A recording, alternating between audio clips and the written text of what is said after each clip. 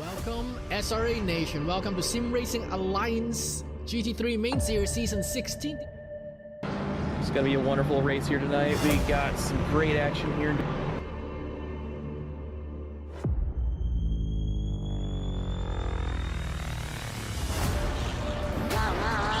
He's gonna look on the inside. He's gonna dive. There's a Mercedes. Oh no! I mean, these two gyros side by side, it's not going to be, it's exactly what you want to see behind you.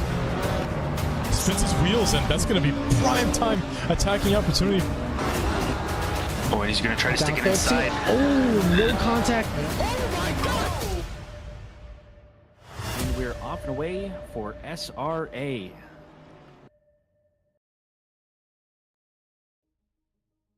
Hello, everybody. Sorry, that was weird. I was gonna do a bit like I did last week with like a different language for the track, but honestly, we're already speaking the same language as the the host track for this week, Snetterton, so it's not really gonna make a difference. But good evening, everybody. Welcome back to Sim Racing Alliance Season 17 Division 2. We are already round 6, 75%. Hitting that 75% mark of the season. Donovan, it has been an electrifying championship thus far. How are you? How are you doing? First of all, oh, pretty good. Yeah, can't complain. Looking forward to watching a race around Snetterton. Not necessarily racing because this is not my favorite track. But yeah, feeling good. well, I think it's one of those love-hate tracks. Some people love it, some people hate it, some people are kind of in between. Personally, I really like it because there's the spooky tree at turn 2. You could see it, but Scary tree, yeah. R.I.P. Scary tree. Yeah, honestly, yeah. Ding Dong brings a good point. Snetterton Scary Tree versus Hogwarts. I think it's Weeping Willow, not Whomping. Yeah. That's a weird adjective for a tree. But yeah, anyway, back on topic. We are racing at Snetterton this week, and as you can see, it is another one of those variable races. Of course, Imola last week was realistic weather, and Kyalami next week is as well. More on that later. But Snetterton this week is going to be one of our variable races where we're expecting some rain for sure. And I'm a big fan of Wetterton. I think it's a really nice track. I think it's really fun to hot lap during the race, but it's very tricky, especially given its unique layout, right? Sector 1, you have a fast corner turn 1, but in the rain it can be very, very tricky. It's hard to spot the apex and exactly where you want to accelerate on. A turn 2, very, very difficult, hairpin, especially in the wet, in the race conditions on lap 1, it's very difficult to spot where you exactly want to brake because, could be cars around you. But even by yourself, it's incredibly difficult to get right. And of course that, going back to corner names, turn 1 is known as Riches. And formerly is known, turn 2 is known as Montreal, but we're gonna, for the sake of this commentary today alone, Don, we're going to call it Scary Tree. But yeah, I mean, it's only fitting, right? And turn 3, very looks like a very compressed 3 there on the track map, but it is known as Palmer. Very difficult corner as well. Rounds out sector 1, at least on exit there. Heading to turn 4, Agostini, another tricky hairpin that opens up a lot into turn 5, which is known as Hamilton. Heading to 6 and 7, Augies and Williams. 7 is a very difficult corner. You want to prioritize the exit onto the back straight. And heading into sector 3, probably my favorite part on the track because it's so technical, but you can gain so much time if you know what you're doing. Heading into 8 and 9, which is Brundle and Nelson. Nelson is especially tricky because under braking, you want to carry as much speed over that curb on the left as possible. And of course, not touching that big sausage in the middle of the turn. Heading to turn 10, which is formerly known as Bumhole. So that's 2 tracks this season that have some lewd names. Back when first one was back in Azoler at Butt Corner. Now we have Bumhole, but not as known as Bombhole. So I guess they it's more PG rated. It's Bombhole. I gotta say, it's probably the hardest corner on the track in the rain, right? Because all the water settles on that dip in the road. Of course, the track map doesn't show the elevation points, but here it's a dip in the road, and then on exit, you want to, of course, carry as much speed on exit as possible. but then you have that curbing on the left end, and it goes off into the grass. There's almost no runoff here at this track. And yeah, it's super difficult. It's super easy to lose the car on exit from turn 10. But turn 11, probably one of the most fun, corners on the track. Quorum and into turn 12. Murray's very difficult braking zone, I gotta say. You want to carry as much speed as possible, but then at the same time, not lock the brakes going into the braking zone in turn 12, and you'll end up in the grass if you do that. Donovan, I am really hoping for rain. I'm actually doing my rain dance right now. Yeah. I don't know about you, but I think this race could really use some rain. Yeah, absolutely. And going on to the championship, that could also move things around a little bit. Things are still relatively tight up front. I mean, very tight between Kyle Barber and Jack Kraus. Kyle Barber having both of them had great races last race out at Imola. But 48 points behind is Bailey Kish, not having as good of a race last time out at Imola. He wasn't able to repeat his 22nd win at Zolder. But Jason Allen falling behind. Ian Krieger, who is the teammate of Kyle Barber, we'll talk about the team championship in a little bit, running out the top 5. Dick Zipperburn Jr., Douglas Mitchell, Selena Boonstra, Cody Platt, who is just, running away with this silver championship. He is over 60 points ahead of Martin Smith, who is second in the silver championship. So definitely running away with it. He's going to be one to watch out for again this race as well. So that is pretty big. And then Mason Moffitt routing out the top 10 with the silver championship. Martin Smith and Kevin Nichols are very close to each other. So behind Cody Platt, it's very tight. I mean, they're only 3 points separating each other. But Cody Platt's definitely running away with this. But exactly. I was gonna say there needs to be like a new rule added so that drivers like Cody, because they're just kind of running away with it. We need to change that mid-season in-season or in-division classification, because it's just not fair. If a silver gets a podium or something like that, in pole position, he had an incredible race last race. Anyway, going on to the team championship, Kyle Barber and Ian Krieger have a pretty decent lead over Bailey Kish and Douglas Mitchell. They have had consistent race after consistent race, getting podiums after podiums, and they're having a very, very consistent season. So while the Badmins have had some highs, of course, they are starting to fall a little bit behind, 81 points behind the Pink Pony Club. Jason Allen and Mike Gino in third, 200 points behind. Sorry, I got flashbacks to last week. I know what you're laughing at. Anybody who's remembers last week might be too. Yeah, you know. Oh my god. But Jason Allen, Mike Gino falling pretty far behind, so it's really between the top two, and this is really, the Mustangs season right now. So they're going to be hoping to keep up that form and keep that pretty solid lead of 81 points ahead of the Badmans. Exactly. This championship is rounding to a close, especially given the points gap. So of course teams like Plan E and Lunar Motorsports, they could still full well beat in mathematical contention, but we've really gotten past that, especially the halfway point where we can really see who's gunning for that prize, right? We saw the Pink Pony Club Mustangs spreading their wings at Imola, and we're really able to put a strangle on the team championship. And I do want to go back, because we have timed things pretty well. I want to go back and talk about the Kyalami weather situation. So right now, Donovan, we are expecting a thunderstorm and heavy rain for Kyalami. Yeah. Oh, yeah. And I'm excited, because Kyalami is a personal favorite of mine. And with the rain, at least this week, I've been blessed. I've been shown the divine powers of the 488 in the rain. I cannot wait to drive that car this week. That is going to be a fun one.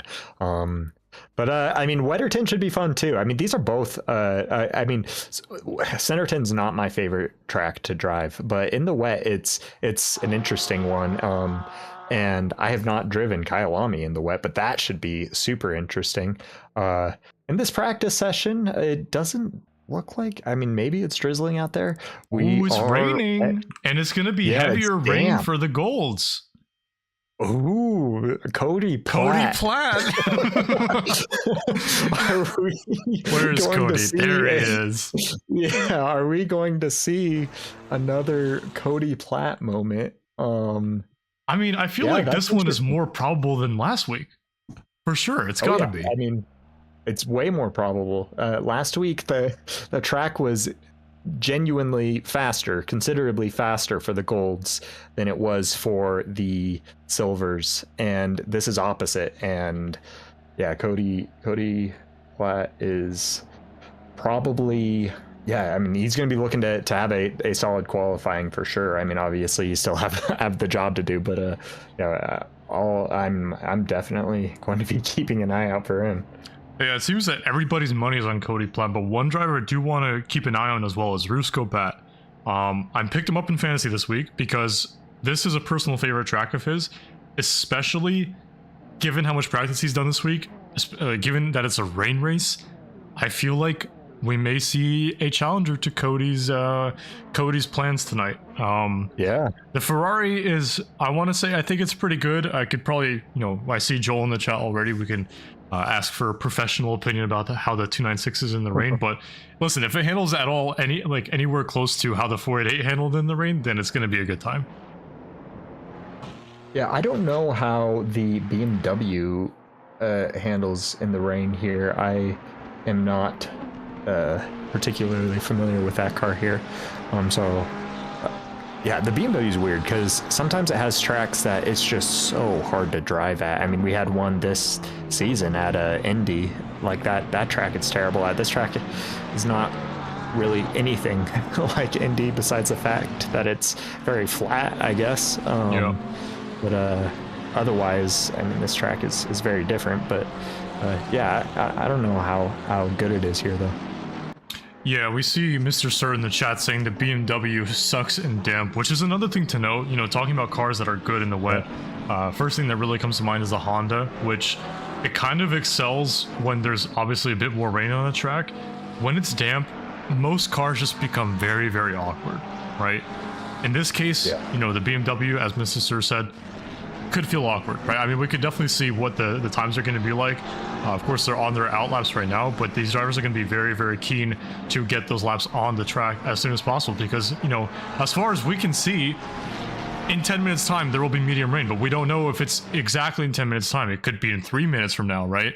Obviously, the game doesn't tell us that it's going to start pouring heaven and hell on earth in 2 minutes time. So they just got to get to the line as quickly as possible, which is exactly what I believe 227 is John Carba. Yeah, he's got the right idea. He wants to get to the line as soon as possible, get those times in, drifting around Coram there, trying to get to Murray's and get a good exit to start his first flying lap. We're going to be on board here with John Carba. As you can see, the rain isn't too crazy right now, so it's going to be damp. This is probably going to be the best condition for these drivers at the given time. Yeah, it's kind of funny. It's like opposite of Imola because Imola was, the fastest lap by far was going to be the last lap. That was the best condition for the silver drivers. Look at Scary Tree. Look at it. Yeah, look at it. What a beaut. I would point out with like a pointer or at least a pointer, but I don't have that. A little laser. So. Exactly. But again, RAP Scary Tree. But at least it's still here in ACC. So exactly. But these are definitely going to be. I mean, it's difficult because obviously the tires won't be at its best right away. However, my guess is the tires are going to get pretty good pretty quickly. I imagine. this is kind of one of those conditions where it's like pretty instantly your tires are going to be dealing with, you know, them being too hot, right? So, I mean, theoretically they could wake up pretty darn quick, and this first lap, if you could put it together on the first lap, can be a pretty strong one. Yeah, from my experience at least, I think the wet tires do get online a little bit faster than the dry tires do, or the slick tires rather, just because, like, at least in this situation, right, there's not as much water on the track, so you can use more tools to your advantage, right? You can use the lack of water on the track, you can use a little bit more closed on the brake ducts, so, you know, get the heat in the tires as soon as you can. And I guess we're going to see how the times are looking and see what kind of rain level we're seeing on track. We're not really seeing too much increase of water droplets on the front mirror of the 296 here, but John Carver's going to cross the line. It's going to be a valid lap of a 52.7. So yeah, definitely not too much rain on the surface right now. Dylan Bonsall half a second behind him, so a lot of work for these drivers to do, and it is now wet. So we just talked about how that rain wasn't coming down before, and now the track has gone fully wet. So John Carba may have just solidified him himself a good position for the race start. Let's see where our main man Cody Platt is going to be. He's going to set a flyer with a 52.4, which is going to be 2.5 tenths clear of John Carba right behind him. Travis Tatra in P4 now. A couple of other drivers going to cross the line as well, but they're not going to have the best conditions possible. I don't think we're going to see too many improvements unless, of course, many mistakes were made on your first lap. As we said before, last week especially, it may say that the track condition is wet, or let's say going from fast to optimum, but the difference is quite marginal at that specific point. So if they can get a good improvement within the next couple of minutes, then it's going to be worthwhile. As we're talking about Cody Platt right now, up nearly half a second. So those tires are really getting a nice window there, Donovan. Yeah, for sure. I mean, yeah, it's so interesting in qualifying sessions like this where your first lap very well might be the most important lap. I mean, usually it's always important to get a banker down, but when that could be the fastest lap, it looks like he was, I don't know if you could, you know, I haven't driven, I did no practice or driving this. I don't know if you could, if it's really optimal to hit that there. I mean, Cody is up on his time. He's up 3 tenths. We also have Travis Tatro up about 3 tenths as well, although he seems to be bouncing, yeah, right around that 3/10 mark, 3/4 mark. Cody Platt losing a little bit there through bomb hole. yeah, exactly. Sorry, I just want to say Justin McKechnie in P2 though. Yeah. Welcome back, Justin. He coming back from what, the Cayman stole my Islands, setups. Oh, did he? Yeah. Oh yeah, he demanded them from me. He was like, give me your darn setups right now, or I'm gonna redacted. I can't say whatever was gonna go out there. But yeah, so there's Travis Tatro going up 300ths ahead and of, going off the track as well. Oh my god. Yeah. Really pushing it there. Crucially avoiding the brake markers for turn 2 though. But yeah, so I mean, definitely see some improvements. There's some marginal ones still on the board, that's for sure. But Briscoe Bat is definitely one of the larger ones here. He's up about 3 tenths.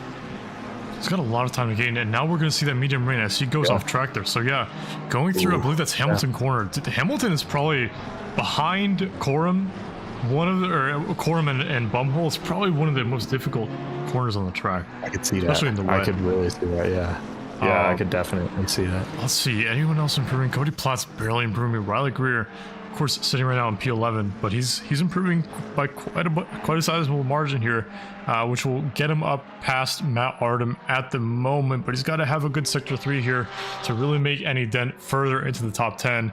It's about half a second up, so going through Coram here, trying to get as much speed around that white line on the right as possible with those little orange bollards. Breaks a little bit early for the exits from Murray's, but as long as you get a clean exit, it's going to be a decent improvement. It's going to be 4.5 tenths here for Riley Greer. Up to the line, it's going to put him at a 52 53.5. So Riley Greer going from P11 to P10. Risco Bat, quite a bit of a shocking performance here in qualifying.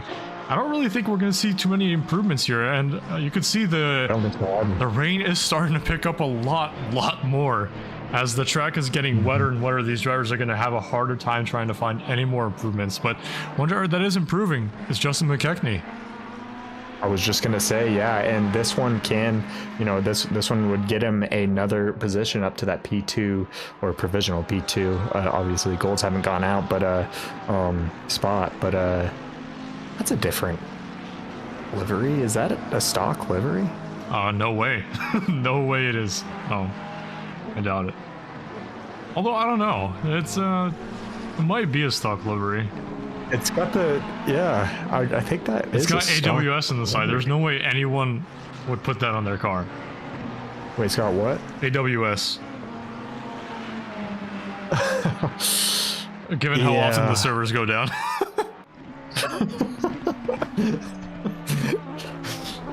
Yeah, not much. I mean, it has the, yeah, not a lot. I mean, Justin's still up on his time. He is up about a 10th. He lost a little bit there, coming through bomb hole now. And, bomb hole?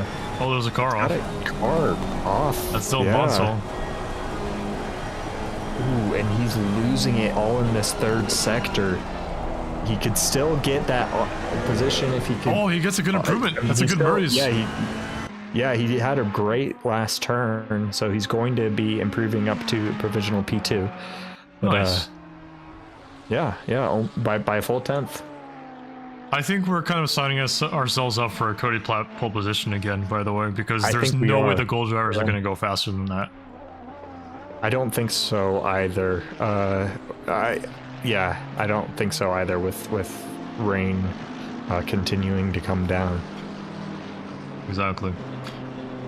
It looks like we have some returning YouTube viewers in the chat. I wanted to make a call out to some of the streams, namely D3 last night had a lot of viewers, and I don't know if we're getting view botted or not, but it's always nice to see some familiar faces watching, you know, all your fellow drivers, especially at a race like this where it's going to be so tricky. And more on the conditions, Donovan, is that in 30 minutes, the rain will stop. And what that means, quali is on the same day as the race day, right? Could it dry out? Possibly enough to the point where it's not going to be wet. Cody Platt's going to RTG, and I believe it is going to be more than enough for him to keep provisional pole, and might I say pole position overall for all of the drivers in D2 this evening. But Snetterton has a really tough time drying out, especially with the way the clouds are here. We're seeing the gold drivers come out. Bailey Kish was able to get to the line, the pit exit line first out of everybody, which I think is probably the smartest play you can do in this situation. You know, just get the best conditions as possible before more rain comes down on the track. Yeah, it does say minus rain in 10 right now. Not that means all that much. I don't think it'll be long enough to dry out, because we had our rain kind of dissipate a little bit, but it wasn't nearly enough to get the track dry, especially with a lot of cars on track. It still stayed wet for the majority of the race, if not all of the race. So, I don't know. Yeah, I don't know. It should be interesting to see these initial laps from the gold drivers. But yeah, I don't know who could compete with the BMW Cody Platt for that pole position. We do have we do have a Honda. Yeah. Philip's been kind of struggling with the Honda this season. I mean, I don't think it's necessarily the car he's most comfortable with. He went from the Nissan being very competitive last season in the Nissan, but the Honda's a very different car than the Nissan. So yeah, he's been struggling a little bit with it this season, but this is probably one of the best, or you know, the times for it to shine the most, just because it's wet, and I feel like the Honda's probably pretty good or decent here in general, right? Yeah, it's actually the car that has the second most amount of weight added onto it from its default stock BOP. So there you go. First is Cody Platt's BMW, and right after that is the Honda. So, I mean, of course, all times are based on dry conditions, right? So whenever we do set, the balance of performance, the additional weight or taking out weight from the cars, of course, there's a target time that we all strive to achieve. And sometimes the cars are a little bit more suited for the tracks than others. So in that situation, they get plus kg. If they're not as suited, they get minus kg. So here, the Honda rarely ever sees plus kg, but this time around, it is. So it's a plus 10 kilogram addition for the Honda. But let's see if Philip can rectify that change and put the car anywhere close to the front row. And he's very much sliding across turn 1. And I wanted to say, Philip actively nerfed himself this season. He was placed in Division 1 Silver, but decided to go down to D2 and drive the Honda because he wanted to be with his teammate Thomas Olhausen, who, might I mention, is not racing today. Yeah. So, bit weird. Missed a few races. I think. I mean, they both kind of. I think that's half a break season for them. They went at it pretty hard last season to try to get the team championship, but yeah. So here should be the first gold push. I don't think it's going to be really close, to be honest. I don't think so. Hey, Bailey, surprise me, please. Yeah. 0.8 off of P1. Yeah, this is going to be an interesting race. This is going to be a really interesting race. Whoa! Big slide there for Bailey. Yeah. I want to see where our championship leader is going to put this car, because the Mustang notoriously is very, very good in the dry. It's very good at Snetterton, especially with the minus kg that it has after the restrictor change. But in the wet, the Mustang feels like an absolute truck. It does not drive well in the wet. Yeah, I am not a fan. I'm not a fan of it in the wet. I know you're not a fan. You're Donovan. I'm sorry. That was cringe. Yeah, true. That's really cringy. I'm Anton. Anyway. But yeah, the Mustang, not my favorite car to drive in the wet, that's for sure. It's just so bad in the slow turns, especially. I mean, it's so hard to get turn in on the faster ones, and I always feel like, I mean, so often you want to bump your brake bias backwards, right, in the wet. Yeah, but you can't do that any further. You're already sticking at 48.5%. Yeah, you can't do that in the Mustang. So I really wish you could. That would be nice. Yeah, it would be nice. Another thing that would be nice that at least the goal drivers are probably thinking to themselves is hopefully the rain somehow just stops, because we do see light rain in 10. We did see a decreasing rain earlier a couple of minutes ago, so maybe the rain has calmed down a little bit. We can hop on board with Jack Krause here. Still quite a wet track, but there is a line more or less visible on the racing surface. Does that mean the times are going to be any faster? Probably not. But listen, Jack Krause is up half a second, and Bailey Kish put it in P2. Bailey. So listen, we're trying to make the best out of a bad situation, and that's what Bailey's trying to do here.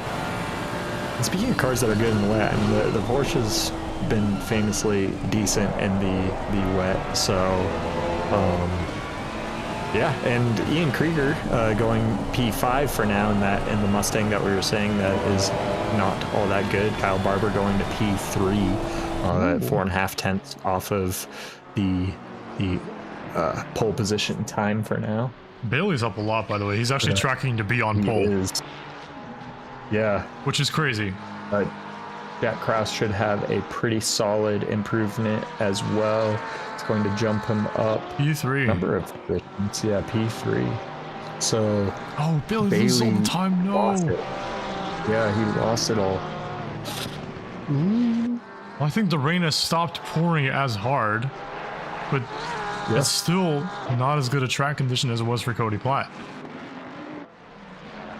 Yeah, definitely. But yeah, these gold drivers, though, they're if they have anything to say about it, they're not going to make it easy.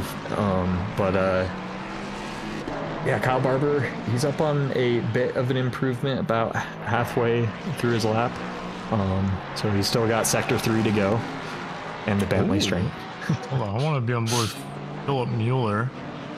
He was up quite a bit more than he was now, but the Honda's really coming alive in this condition right here, as we're going to see even less rain in 10 minutes time. So maybe Joel's right. Maybe the rain stopping this early could mean the track might start damp or even greasy, but will it dry out fully is the real question. I don't think so, but we'll find out sooner rather than later. Jason Allen goes up to P9, 7/10 behind Cody Platt's pole position lap, but only 200ths behind Ian Krieger, so it's going to be very, very close between P2 and P9 right now, even P10. Everyone's very, very closely packed together as Philip Mueller enters Sector 3 for the first time. How's that Honda going to react with the curb? Very, very nice. Gets on the power decently well, up still 3.5 tenths as he goes through Bumhole there. It's going to be another maybe improvement as he heads through Coram. The Honda's pretty solid on mechanical and lateral grip through this corner, so as long as you keep the speed high, a couple of the ballers are missing there. Keeps the speed high for Murray's. This is going to be a pretty good improvement for Philip Mueller. I'm not surprised that he's going to shoot himself up a lot of spots here. Philip Mueller to the line, going to put himself in the top 3. So Philip Mueller, welcome back to Division 2 to the front, I would say. But Jack Krause only 2 tenths behind us. He's going to have one more lap to prove himself a worthy candidate for the title. Cody Platt still Bailey, with that. Bailey is up on a huge time improvement. This could be pole's position if he could get this Sector 3. He is almost 4 tenths up and, just over 3 tenths behind Cody's time. Most of his time gain, I noticed, was, I think, in Sector 1. But, he's had a solid lap so far, so he really only has one more braking zone. It's a tricky one, especially in the wet, but if he can nail this, which looks like he absolutely nails it, this is going to be pole position. There you go. Bailey Kish, with the time ticking down, is able to come out on top ahead of Cody Platt by 1.5 tenths, but Jack Krause is also improving. He's about a minute into his lap, so he's got one more section to negotiate here. And this is where he's been losing a lot of time, Donovan. Right now, his best sector time through this section is a 35.4, while Bailey's at 35.2 and Cody's at a 35.1. So a lot of time. That's a car ahead off. That's going to be Selena Boonstra, the number 7 Porsche, off ahead. But going through Bumhole here, he's got to have good speed on exit, gets on the curb, uses all the track. No, he loses it at the very last possible moment, and that's what I was talking about, Donovan. All that wet, all that water, ended up on that curb, and it was proved to be decisive for Jack Krause. Yeah, his lap. Absolutely. Yeah, that was just case in point there on how tricky that turn is in the wet. And especially trying to squeeze out everything, to get that lap. He's still sitting in a provisional P3 for now. But we do have, we don't really have, I don't think anybody's going Bailey's improving. Bailey is improving quite a bit, but it doesn't matter. Because nobody's going to be listen, it's about sending a message, Donovan. At this point.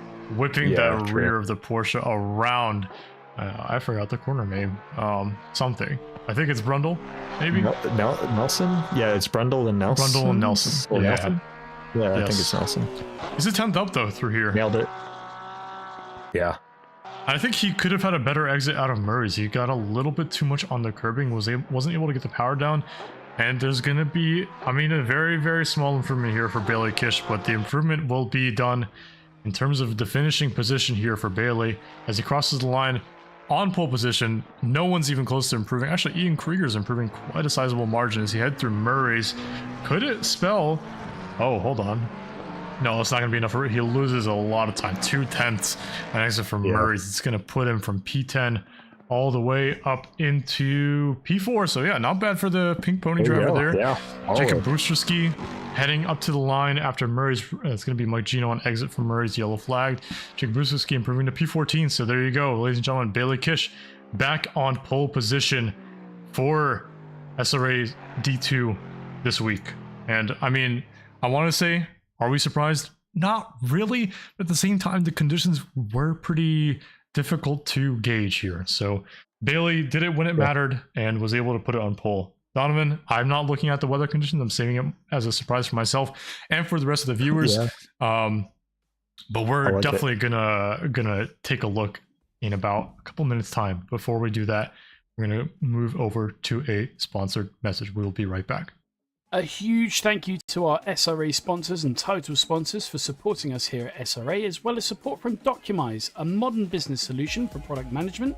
Go to documise.com to learn more today. And support from Retro Saga, a North American-based gaming company that provides accessories for your favourite classic systems, including Nintendo, Sega, PlayStation, and much more. Enhance your retro gaming experience today at retrosaga.ca. And a big thank you to our affiliates, Track Racer. Experience redefined gaming with Track Racer's high-quality sim rigs and accessories. Use code SRATE at checkout to support us. Armamentario, a toolbox for ACC that will enhance your chance to win. Enjoy a fully customizable and enhanced HUD to change the way you experience ACC. AT 3D Sim Shop. Upgrade your sim racing experience today with premium 3D printed accessories featuring precision crafted magnetic shifters, sleek cable management solutions, versatile stream deck mounts, and immersive dashboard displays. Their innovative designs enhance performance and style, elevate every lap with top-tier quality and craftsmanship at at3d.net. Go Setups, premium esports setups for everybody. Use our affiliate link on our Discord and take your drive to the next level. Castle and Cauldron, a home-based crafting business specializing in handmade Harry Potter, Fantastic Beasts and Fairy World collectibles. Magic wands, potions, mini dioramas, wall decor, costumery, cosplay, and much more. Castle and Cauldron is where crafting meets the magical. Visit facebook.com/Castle Cauldron. And from KP Concepts, your source for custom automotive renderings, graphic design, and printing. We spend countless hours making you look all good for the spectacle. Check out kpconcepts.com for more. Drum roll, please. Oh my god. It is still wet. We're early this time. It is still wet. Yeah, we are early. But it gives us some time to talk about the conditions and also what just happened. Yeah. we were paid a visit by Doug, the back-to-back in the booth. He just asked me, how much fuel should I run? I'm like, isn't your teammate in the call with you? Why don't you just ask him? He's like, he doesn't know either. And notably, his teammate is on pole too. Yeah, I think it's a bit weird. I don't know.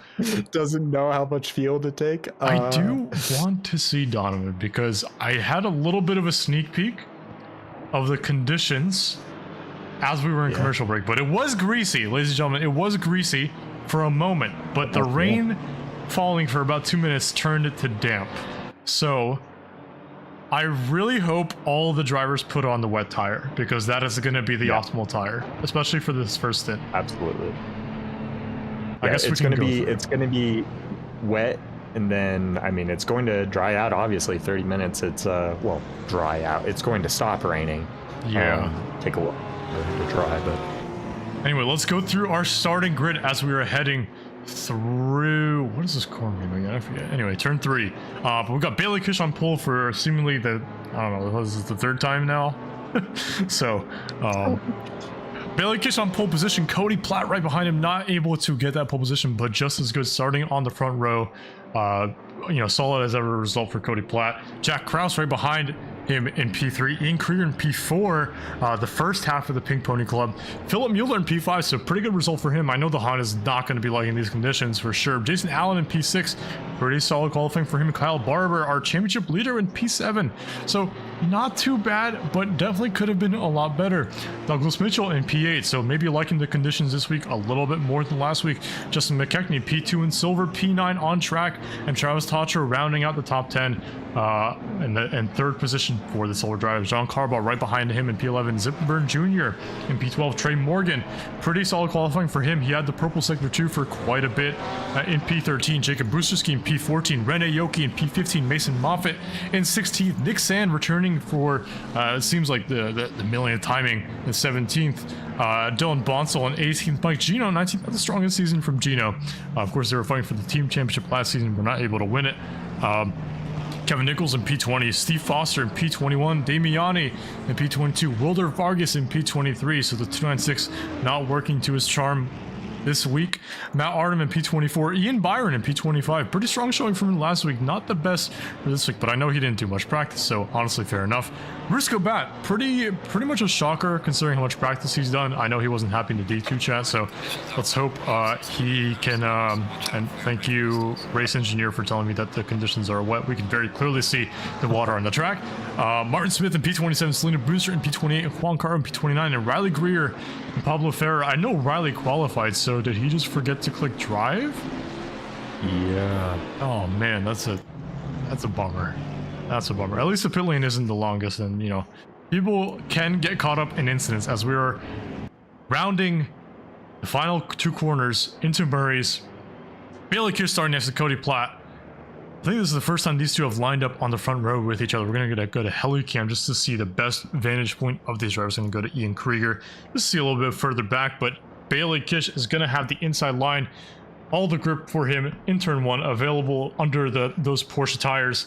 Let's see if he can get a good start ahead of Cody Platt. Cody Platt in P2, Bailey Kish in P1. Who's going to get a better start? It is now wet on the track conditions, so Donovan, those wet tires are going to be good. Hopefully no one's on the dry tires. And this green flag running. Bailey Kish has a much better start than Cody Platt, Jack Krause, and they're already lining up not side by side, but single file. Philip Mueller sticking his nose up a little bit in turn one, but he's going to have a good run. Jack Krause having a better run on Cody Platt into turn two. He's going to have that inside. Is he keen on taking that position this early in the race? And there's going to be no grip for Cody Platt as Jack Krause makes a very decisive move up the inside, but Cody Platt still on his outside now. Gonna have the inside for turn three. Bailey Kish is off and away for SRA today as we are at Snetterton for round 6, and it's gonna be a pretty good start for the majority of the pack. Jacob Buscherski yellow flag momentarily, and now the Pink Ponies. Kyle Barber is up a couple of positions side by side with his teammate Jason Allen behind him. So hopefully no colliding here. Is Ian Krieger gonna be kind and let his teammate through as he is fighting for the championship? Yes, he is. So Kyle Barber with a very decisive start up to P5. Yeah, clean from the Mustangs there. I mean, clean from everybody, honestly. We didn't see much. I mean, maybe a little bit in the back. Oh, I spoke too soon. I just commentators cursed it. Steve Foster, I think. No, it was Wilder Vargas. Yeah, there was more yellow flags behind. The Selena Boonstra and Matt Artem going off. Yeah, it looked like he just he touches the grass. He touched grass. And then touches the grass. Yeah. Boys and girls, this is why we don't go outside. Yeah, we don't touch grass. Yeah, that's why we don't. All right, so Cody Platt in P3. We just saw Josh Damiani yellow flag before the long straight. But going through Sector 3, Jack Krause into P2, Bailey Kish holding that P1 position. It is light rain at the moment, but the tire pressures will be going up and up and up as there's not as much rain as the drivers have predicted for on track. There will be medium rain in 10 minutes time, or possibly even sooner. But in 30 minutes time, it's going to be dry. But look at this. Philip Mueller is going to be on the tail of Cody Platt. The BMW having a good exit, but the Honda's really nice in these conditions. So let's see if Philip Mueller can mimic what Jack Krause did and make a move up the inside into turn 2. Gets a decent exit, but so does Cody Platt. But Kyle Barber is on the hunt. He wants those points as much as Bailey Kish wants them, as much as Jack Krause wants them. This is going to be a fight for the ages. Yeah, absolutely. It should be an interesting one. Yeah, I mean, Mr. Sir was saying that the BMW isn't great in, kind of more damp conditions. This is probably, I mean, it's who knows what's going to happen at the end of the race, but this is probably going to be the most wet this race is going to be, or at least, for the next few minutes, and then it should just go down from there. But yeah, I mean, yeah, it should be interesting to see. But Philip Mueller right on the back. We got this little. Ooh, Travis Salter going wide. It's going to invite John Carbach up the inside. Oh, a little bit of tap. Oh, and the C's part for Zipperberg Jr. And he goes through, yeah. Through goes Hamilton. Through goes Zipperberg Jr. just after Hamilton.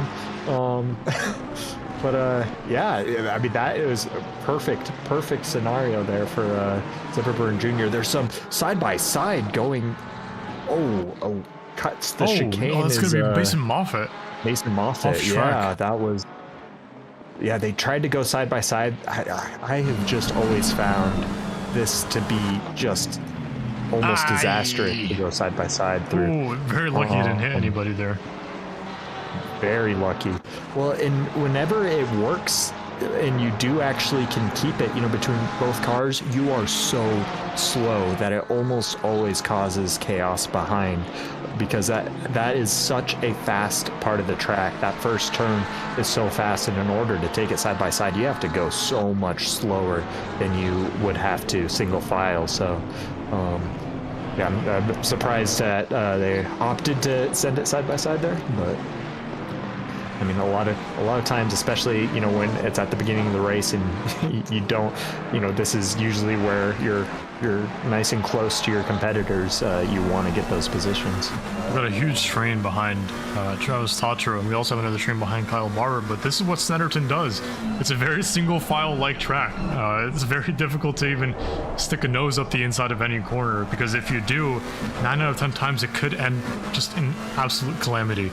But right now, one driver that's enjoying these conditions is Bailey Kish, 2 seconds ahead of Jack Krause, who was a second and a half ahead of Cody Platt, who seemingly dropped Philip Mueller for a little bit. Looked like not the best lap from Philip there, but Kyle Barber now on the back of the Honda in P5. So yeah, we do have a train pretty much everywhere. It's going to be Pablo Ferrer yellow flagged at the back, so not the race for him exactly, or his teammate Wilder Vargas. So unfortunately, the Colombians not enjoying the rain today, but yeah, there's so many different cars in the top five. I'm surprised that everyone's managing. Yeah. But this is one of those races. Oh, there's a Nick Sand in the grass. Ooh, in Carbo too. This is the second lap in a row. Something happened. Oh no! Just a little bit tight. Carbo just completely misses his braking zone, it looks like, and unfortunately takes Nick Sand. Look away, Arjun.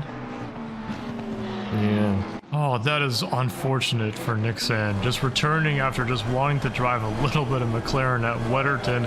Maybe you see the spooky tree, but it just ends up in John Carba, absolutely torpedoing him off of the track in Sector 3. Yeah, it's a sad, spooky tree. Very sad.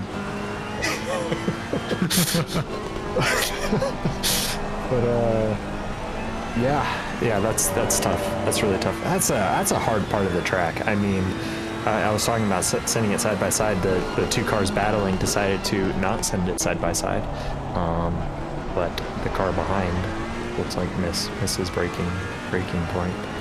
But yeah, hey, it's your favorite car here in the wet, right? Yeah, Justin's using my setup, so I really am expecting him to get past Jason this lap immediately, as soon as possible. Because if he doesn't, he sucks. Jason a little bit squirrely there. Yeah, this corner is very tricky in the wet. Even in a car like the 296, which has a large traction to begin with, a corner like this, which can really mean so much for your lap time, is very difficult.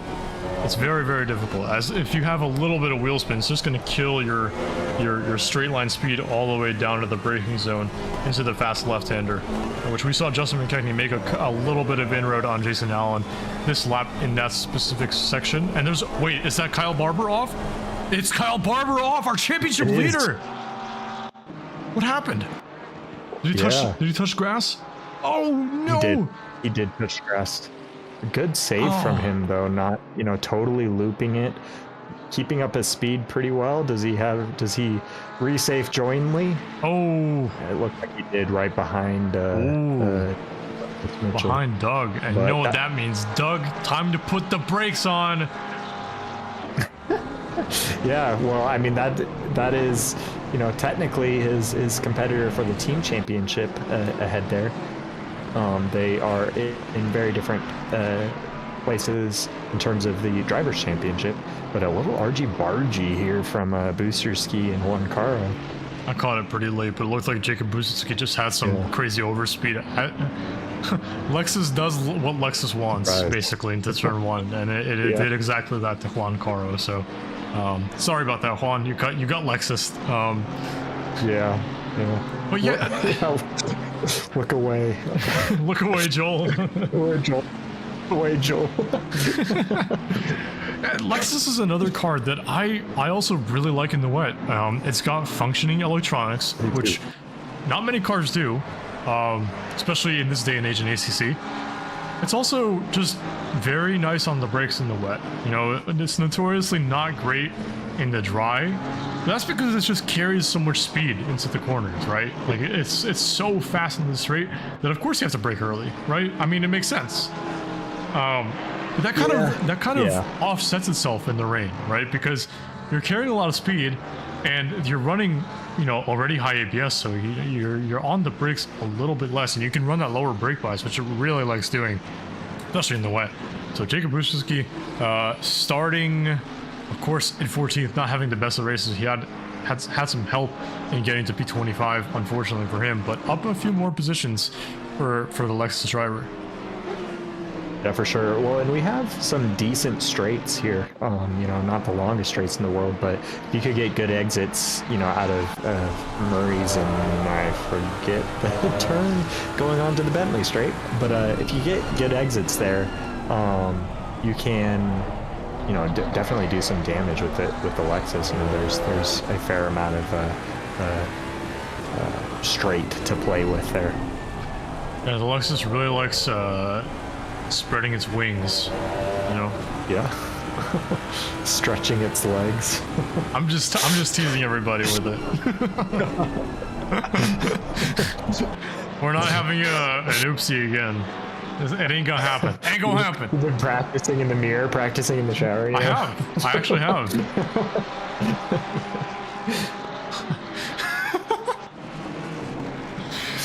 Oh my God, man. Donovan, what's wrong with us? Tony Platt has fallen away from Jack Rouse. Yeah, he really has, and Mueller is definitely right. I mean, this is a car that does not have the straight. What happened to Driver straight? did the opposite thing to Philip. He touched the curb, which was not touching grass, but he is touching grass right now. Very good save, it's though. Almost touching grass. That's some nice drifting. Yeah, really solid. A lot of solid saves there from these drivers that go mowing the lawn a little bit, but yeah, drifting from Godzilla. I mean, that's a pretty typical there, right? Ooh, Doug did not have a good braking into Murray's here, and Kyle is taking up.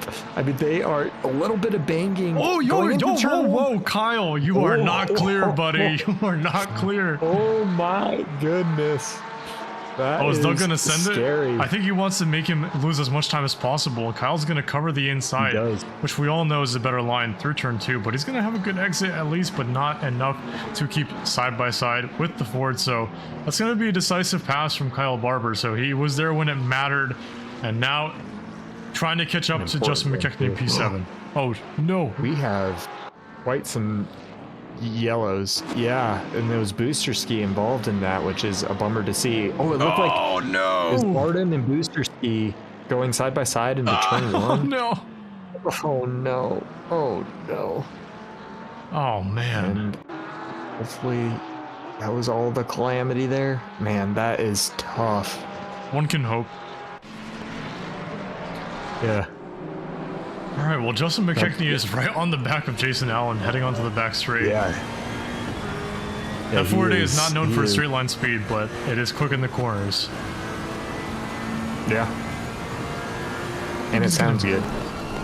Sounds better than 296, but that's for sure. That car sounds like a microwave. Everything sounds better than the 296. I think that was the worst sounding car, honestly. I don't think it's that bad.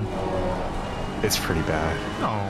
Not that bad. Maybe I'm letting the in real life sound of it too, like, you know, influence my decision there. But Because I will say it sounds a little bit better in game than it sounds in real life, but I don't know.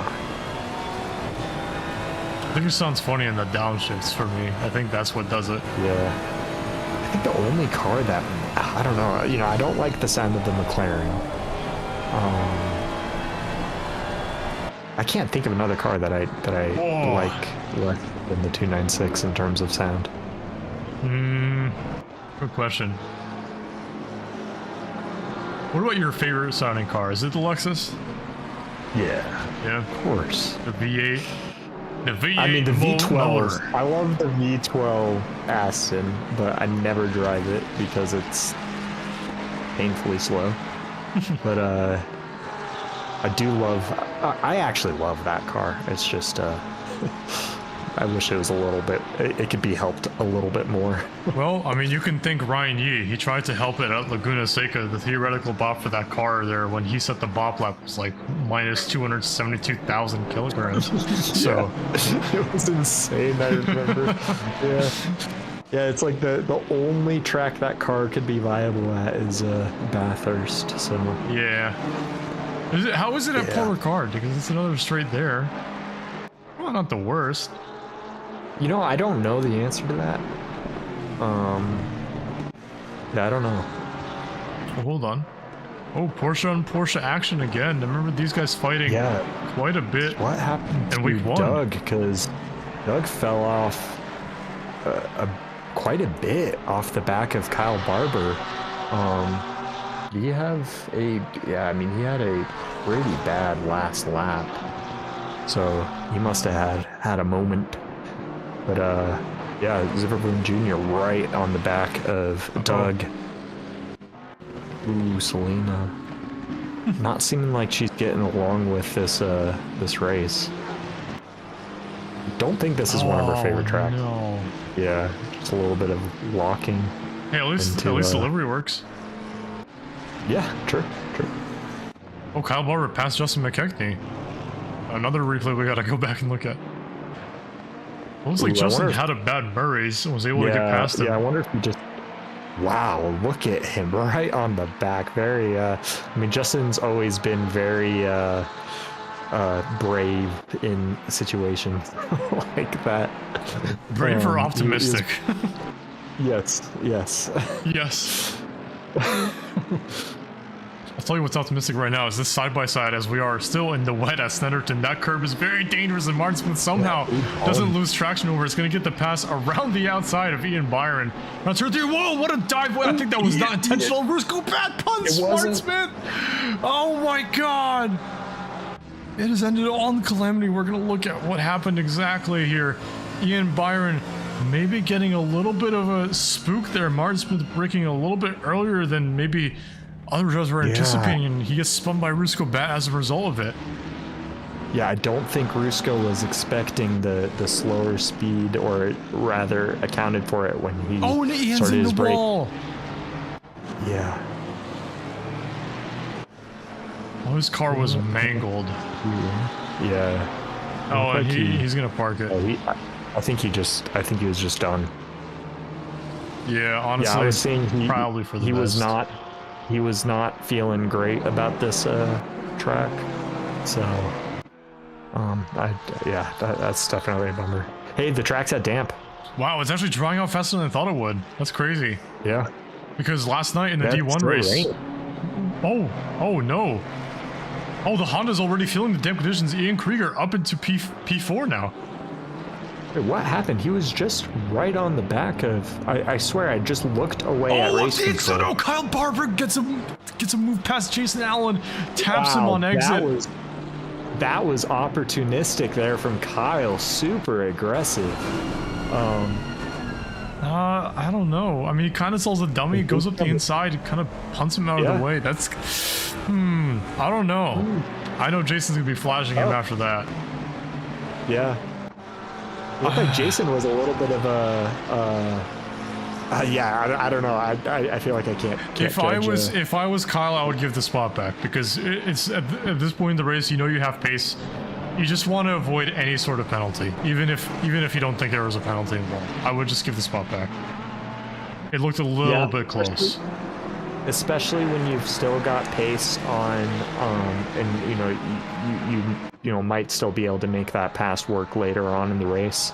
And the fact that your teammate is only one car ahead too. I mean, I'm sure Kyle's, out for blood right now, trying to get up any position he can. He wants to further that lead in the championship, but yeah, definitely it could be. I don't know. It's tricky though. I feel like I need to see that pass in a lot of different ways before I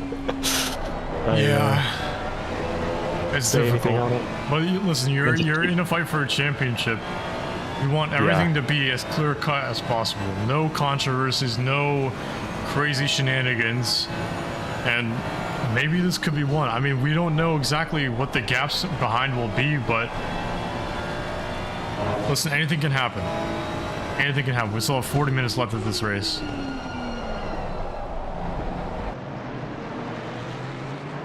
Mason Moffitt trying to chase down Travis Tatro here. A little bit of a triple on the grass after turn 1, so Travis Tatro's going to breathe a sigh of relief for at least one more corner. But Mason Moffitt back on the prowl for that P11 position. Oh, and you here? Where are you at? Yes, I am here. I'm looking at things. I'm studying. What are you studying? The YouTube chat? Well, no, I'm also looking at thinking when this crossover point is going to be. How early? Because this is really where it can make or break the race. I imagine it still will be a couple laps until they come in, but yeah, I imagine a lot of these drivers' wet tires are not feeling great at this point, and sometimes in earlier pit stop onto the dries can do wonders for your race. I think Rally's just done. Yeah, you hate to see it. Definitely. Well, and it's a tricky one too, so Okay, well, let's actually talk about tire strategy here, right? So right now, let's hop on board. Barely any rain. Let's go on a driver that's got no spray in front of him. Bailey Kish still in P1 with the fastest lap, 51.5. So really putting the gauntlet down for these other drivers, for Jack Krause in P2 and Cody Plant P3. But I know the Porsche not great on its tires already, and those rears are probably not the best. So if these drivers made the conscious decision to close their ducts, it'll benefit them greatly for the second stint. I think you want to go as late as possible and wait until that track becomes greasy, because then you can put it on the slick tires. And the slick tires will be faster than the wet tires, especially red tomato wet tires, because that's what's going to happen if you put on a set of wets in this condition. absolutely, yeah. And Mac in the YouTube chat was asking if the crossover hits before the 30-minute, do you risk the forecast? I think I say always yes. Yes. On a race this length, yes, absolutely. If it was an endurance race and we still had hours to go, maybe that would be a different answer. But in this case, I would definitely risk it. I mean, I think even in this situation, right, the dries, especially if you're on the greasy tires, so your pressures are obviously higher, your ducts are lower, you're putting more temp through the brakes into the tires so that they at least have a little bit of temperature. They're not too bad in the rain. Like, if you can manage, at least around the track, especially in like this Sector 3 area, yes, the grip is not going to be as good as the wet tires, the grooved wet tires, but it's doable. It's not like it's impossible. You're just on skates for a little bit, which, I mean, we basically are on skates right now. I'm sure the wet tires are not in the best situation as they were at the start of the race, but it's not too difficult. I'm sure these drivers are more than capable of handling it. Oh wait, we missed. Kyle Barber is behind Jason Allen. Did he give it back? I don't know if he gave it back or if he made a mistake, but either way, he's behind Jason Allen. Interesting. So I'm going to guess he gave it back because Jason kind of got gapped by Kyle within a lap after he passed him. So I don't know. Maybe maybe he thought about it, gave it a couple of laps, and was like, I'm gonna give the spot back, which Jason will understand why. So, you know, as a steward, he's gonna understand, okay, that's gonna be no time penalty for him, because the spot was given back. But the question is, is he gonna, was it intentional in the first place? Because we didn't see anything. Maybe he had a moment. I think I want to point out is the Mustangs are by far the fastest in the straight. Now, we don't have the Lexus, unfortunately. Booster Ski did leave the server. So we don't have the Lexus to compare, but it's 4 kph faster than the next fastest car in the straight. I mean, we're seeing it on display right now, trying to pass Cody Platt, but no way forward for Ian Krieger here as we approach Sector 3. On minute 35, it has now stopped raining completely. We're going to see minus clouds, which, if you're not familiar with ACC, minus clouds just means, like, less clouds, you know.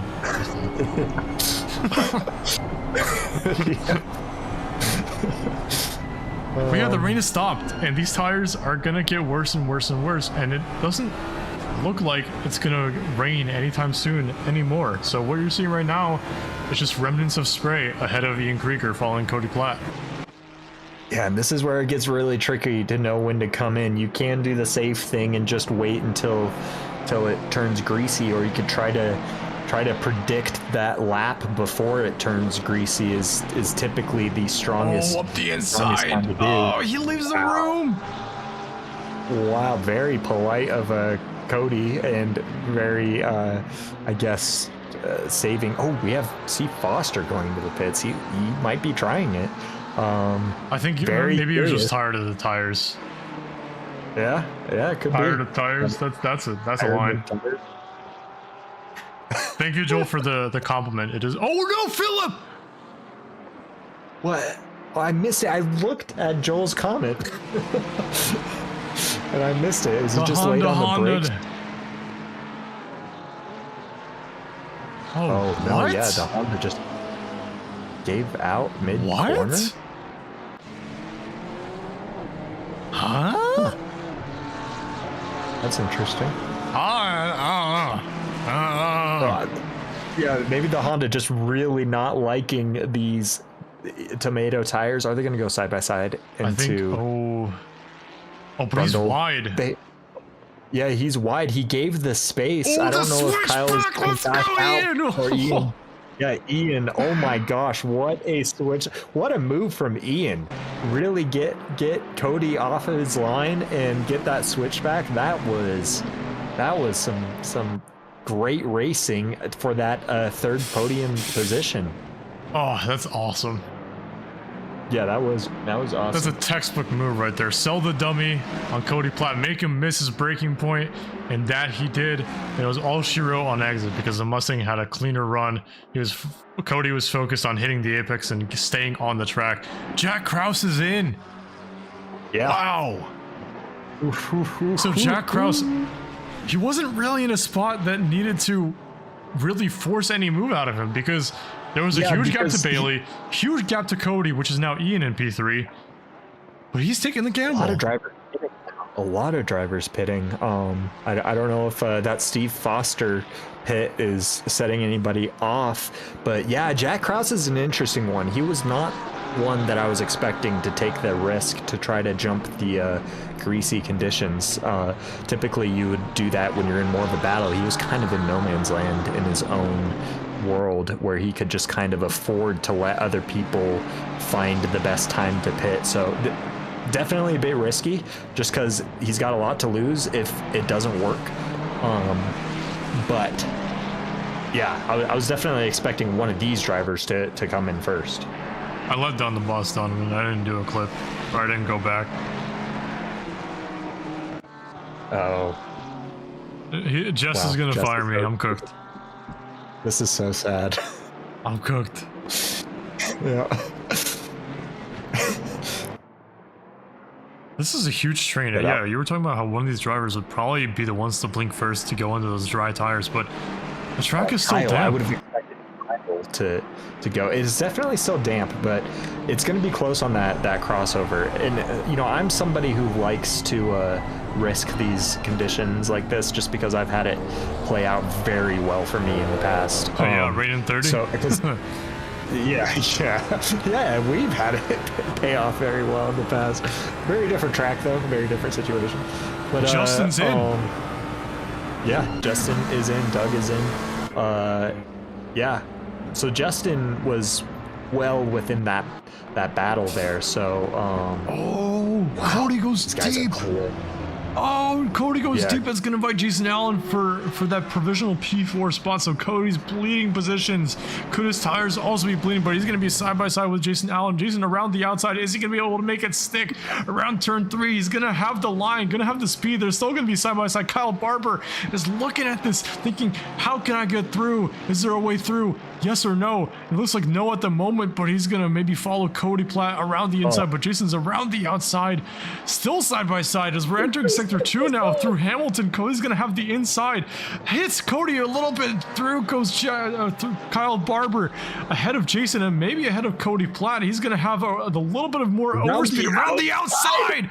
Goes Kyle Barber side by side into the back straight onto the Bentley straight. Kyle going a little bit wide. Slip angle city for the Mustang. They're still going to be side by side down the Bentley straight. Phenomenal racing between these drivers, and Jason isn't done yet. The Ferrari is trying to tug along from the back of the slipstream, the Mustang, but Kyle Barber with a 2-in-1 buy one get one free deal. The Mustang is up into P3. Jason Allen around the outside of Cody Platt. He's gonna send it through bomb hole. Oh, but don't get on the curb. Oh, he's still alive, but Philip Mueller's behind him, and they're gonna single file one more time. Oh, what a rush. Slap from these three. Oh my goodness. That was insane. Yeah, so Cody Platt's going to come into the pits. I'm very curious to see how how Jack Krause and Justin McKechnie are getting along with their tires. All that battling is going to be huge for Justin McKechnie, who is right behind all of them. If he could get those tires, you know, woken up, I guess. And working well. What? I mean, hey now. He could be stay with me.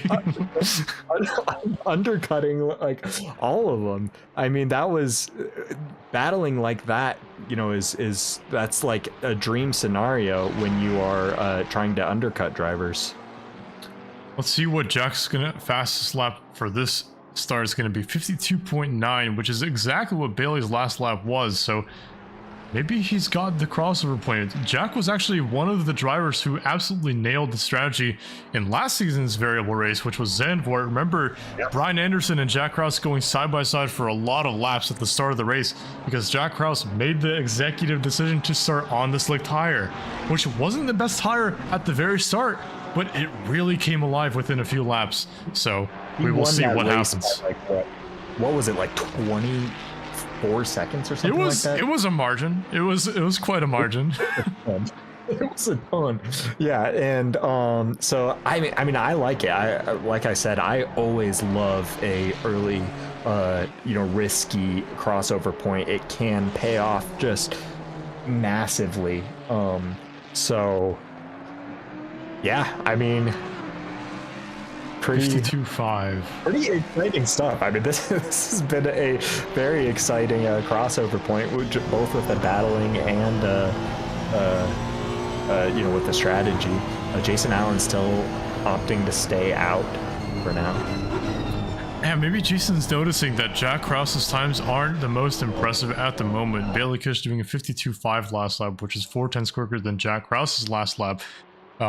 But give these tires a little bit of time to get into a window. Of course, it's still damp, but it really looks like there's a dry line. The track barely looks wet as it is. I mean, you see no rain. The track is just a little bit darker than it normally is, but the car looks pretty okay over the acceleration zones, namely. So I think the slicks are the tire to be on right now, honestly. I mean, we'll see on this lap, I think. 53.1. I don't think it's quite there yet. It's close. Yeah, it is close. Yeah, but also I still find it interesting that Jack was the first one to pit. Yeah. Yeah, because I'm also curious about Justin McKechnie. Let's check out Justin. I mean, Cody Platt, who pit later, is well ahead of him and was in that battle. So things did not work out for Justin, but his last lap was decent. It was relatively quick. I mean, maybe he got the pressures in a better window. Of course, as I mentioned, this race is kind of like a lottery ticket. You got to be on it with the pressures. I really don't think that everybody's going to get them 100% correct. Maybe no one's going to get them 100% correct. But it's going to be very difficult to even get them right. But even at the end of the race, when you pit onto dry... Oh, and there goes Greasy. So the crossover point is now, and guess who's into the pits? Both Pink Pony Mustangs. So they have time to perfection. Bailey possibly just a little bit too ahead for his own good, but this is definitely going to be his in lap here. Yeah, the track just drying enough to the point where it is now greasy. Theoretically, that is the right time to come in, and Dan makes a good point that they will be super grained, the ones like Jack Krause who pit early. I always like that risk because, again, in the past, situations like that, I've just found a lot of success in pitting, a lap or two before it goes greasy. Jack definitely pit quite a few laps before it hit greasy, but yeah, I imagine we'll see all of the drivers come in at this point. Oh, we got a yellow at. Who's that? That's John Carbaugh. Where is he? 227. He's out of the race already, so I can't even get to his car. The other car was Juan Carlo. Oh, look at Justin McKechnie. Ian Krieger's fighting with Cody Platt again. Oh, it's perfectly timed. Behind Cody Platt. Cody definitely had found success there in that earlier pitting. From so did Doug. So maybe Doug's gonna run on Cody. Yeah, he does. Is he gonna send it? Maybe the Pink Ponies did wait a little bit too long. Of course, as Dan mentioned, the cars that pit earlier will be a little bit more grained on the tires, but we'll see if that makes a significant difference. Bailey comes in to the pits and Phillips stays out. That is interesting. I imagine that car is dreadful to drive right now. Oh no, he doesn't stay out. I was confused. Yeah, we got another train again. Ian Krieger, of course, making that phenomenal overtake earlier. Now he's driving on the wet part of the track, which is a little bit weird because you can very see that little snake of a dry line appearing. So that's where you want to put your tires. Any water on those dry tires is not going to be good for you, as those temps will just come down very, very rapidly, and you really don't want to grain them. As grain tires equals bad times, and bad times equals lost positions. So a little bit of a weird play there, but listen, as long as he keeps the P3 there, right? So let's see where Bailey ends up. Bailey is moving, and he is perfectly fine, quite a ways ahead of Jack Krause. And Jack Krause actually takes the purple lap, so he was able to get those tires in a good window. But I imagine his tires won't go any quicker than this, as he did pit quite early. So as Dan mentioned, they are going to be pretty grained. He was, oh man, I think just around 6 seconds.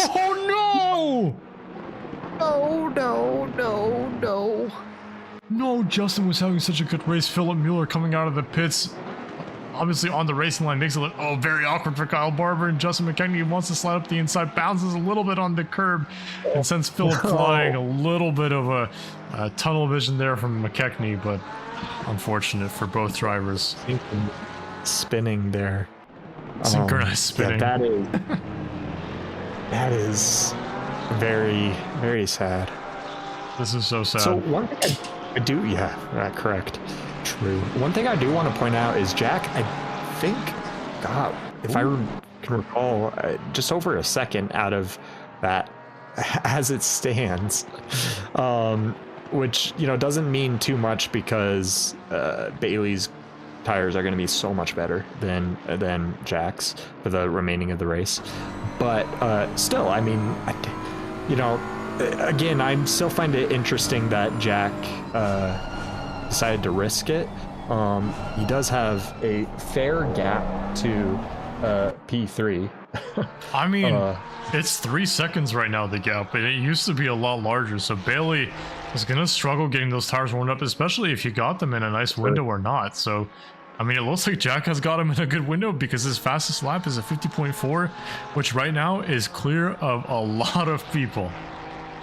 Yeah, absolutely. I don't know if he's going to be, I mean, because by the time that you know, if he catches Bailey like this for the next few laps, Bailey's tires are going to be in a better window unless Bailey just completely messed up his tire pressures and is totally possible. You know, yeah, running on. I mean, he didn't know how much fuel to take too at the beginning of the that race. Was so you know. Funny. Yeah, Dan, Doug came in here during our sponsor message and asked how much fuel do I take. I was like, doesn't your teammate know? Shouldn't you be prepared? He's like, no, he doesn't know either. That was definitely one of the moments of all time. But Justin going a little bit deep there. I wonder how much damage he has from that. I mean, he had it was a front end collision for Justin, so he's going to be feeling better than Philip, I'm sure, out of that contact. But looks like a little bit wide there for is that one car or Mark Smith? And then Selena getting a little bit. Darren, what did you just say in the YouTube chat?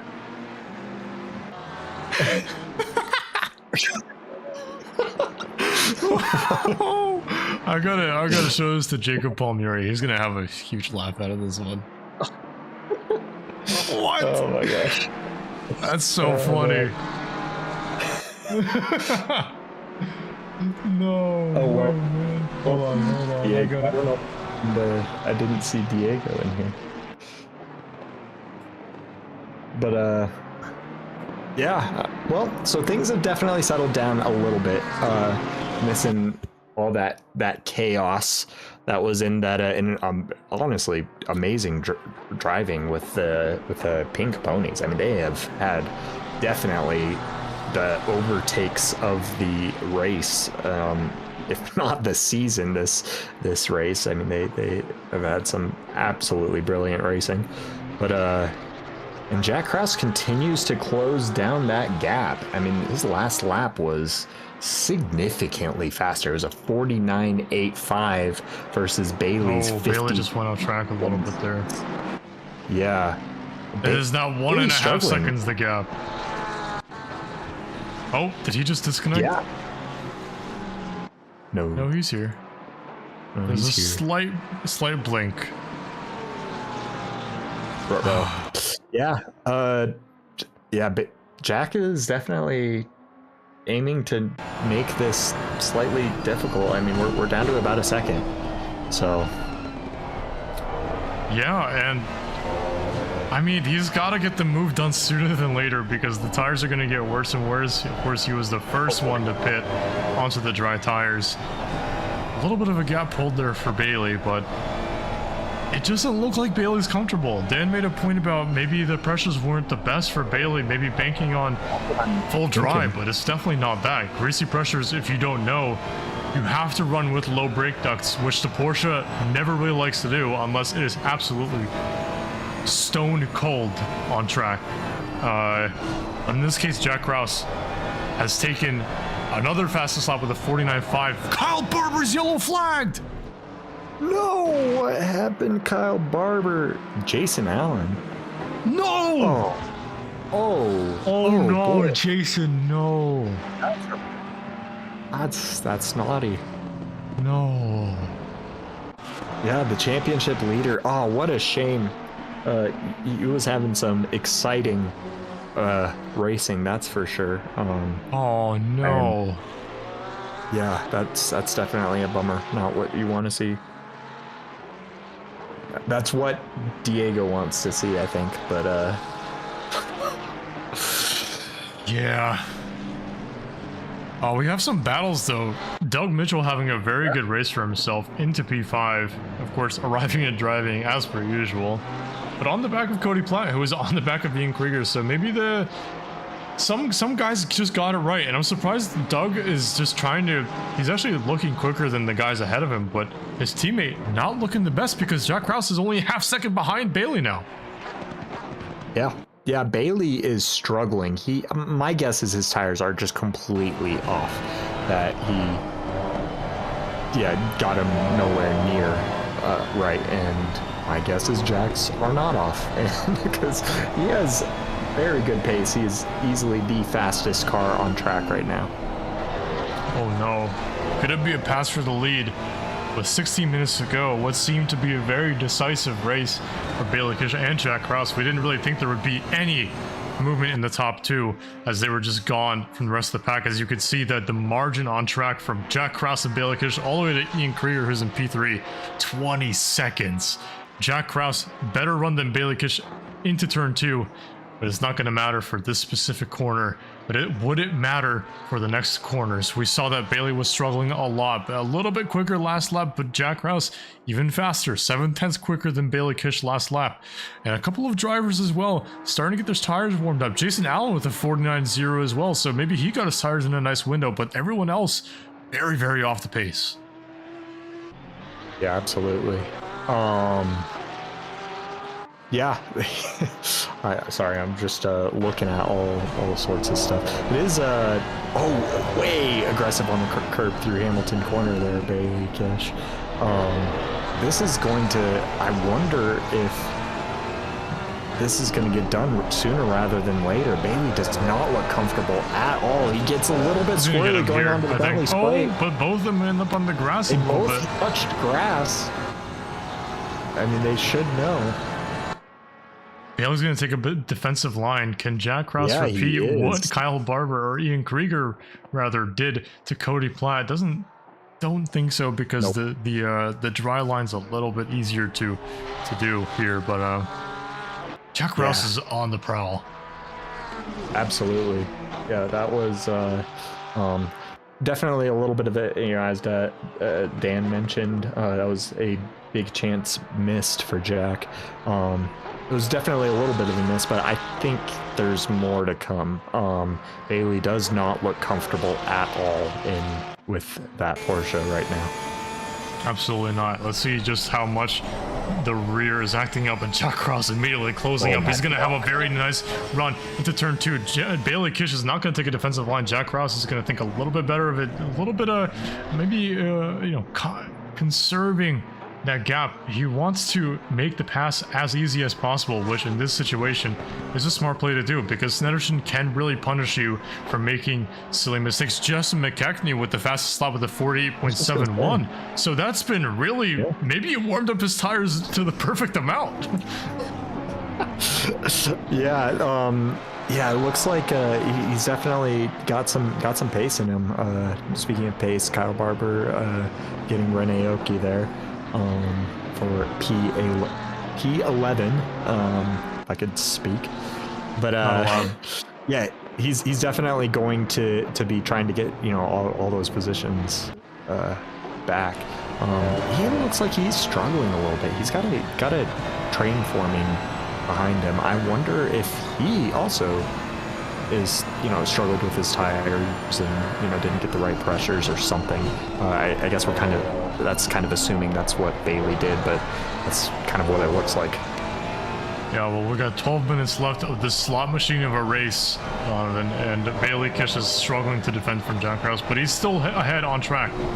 Looks like Jack Krause just has so much more confidence into these fast corners than Bailey, so the tire's really not giving Bailey any room to breathe, and he gets a bad exit out of Murray's, and it's going to invite Jack Krause to maybe stick a nose up the outside, but Bailey gets a little bit of a better exit, as the Porsche typically does. He's going to hold the inside for turn 1. Jack Krause on the outside. Is it going to break? Yeah, he's going to hold the inside line. It's going to be a little bit of a compromised exit for Bailey Kish, but he's going to be on the back of the bumper of the 9 and 2. Is he going to send it up the inside?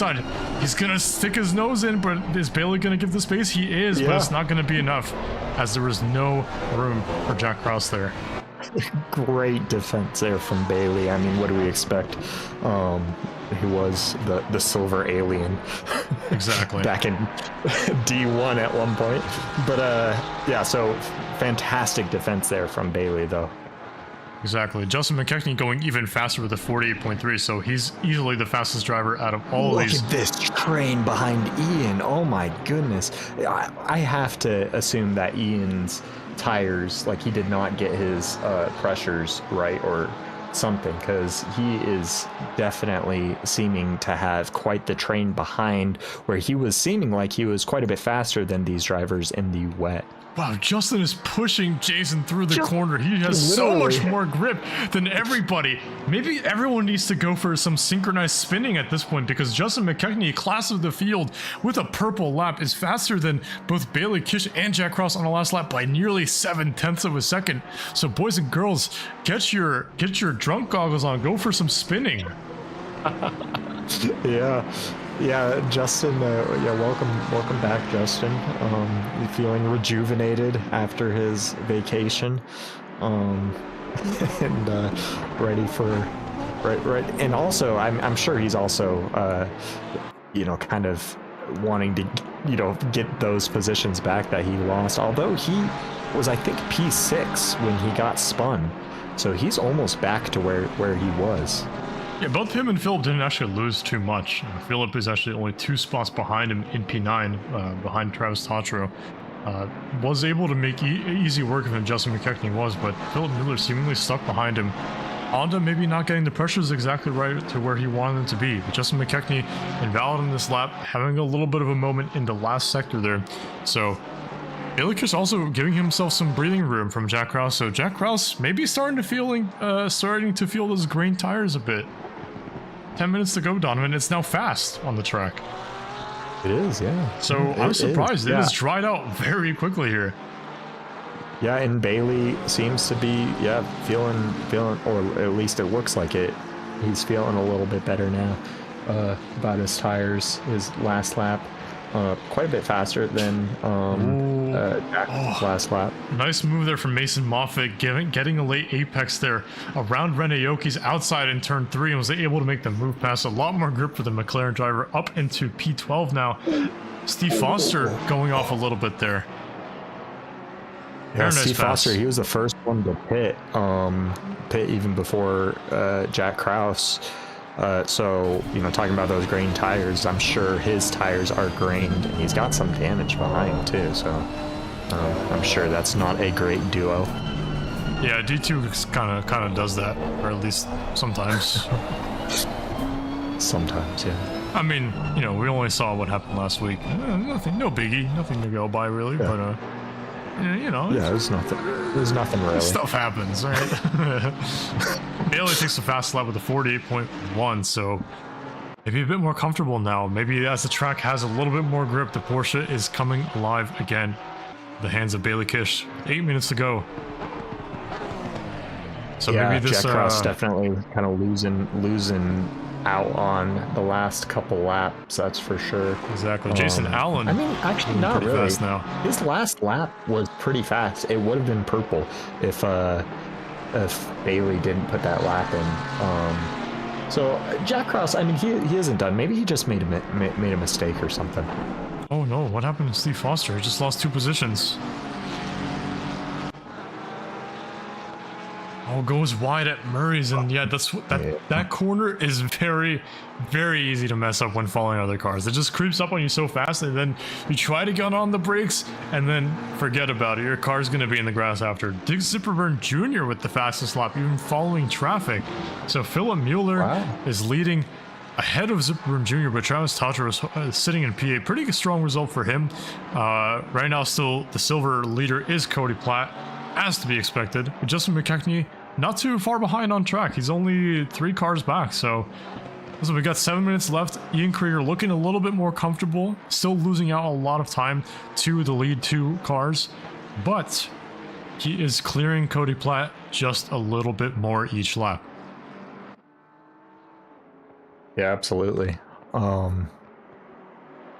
Yeah, but look at this train, and this train is still going hard here. No, I need you to focus. Stop typing in Twitch chat. Do your job. What? I am doing my job. Yeah, you're doing your catchphrase. Oh yeah, absolutely. Yeah, absolutely. Yeah, well, I just can't talk. You know? Never been good at talking. I don't know why Jess, put me in here, but. Hey Donovan, did you have a nice time this weekend? Yeah, absolutely. Oh, absolutely. That hey and Donovan, this is my so dog just sad died. Yeah, absolutely. Well, that's where I'd pull out that this is so sad. Man, side by side into Murray's here. Oh, they made it work. Trey Nice, Morgan huh? and Kevin Nichols side by Nice side. one. Look at the grunt of the Godzilla, though.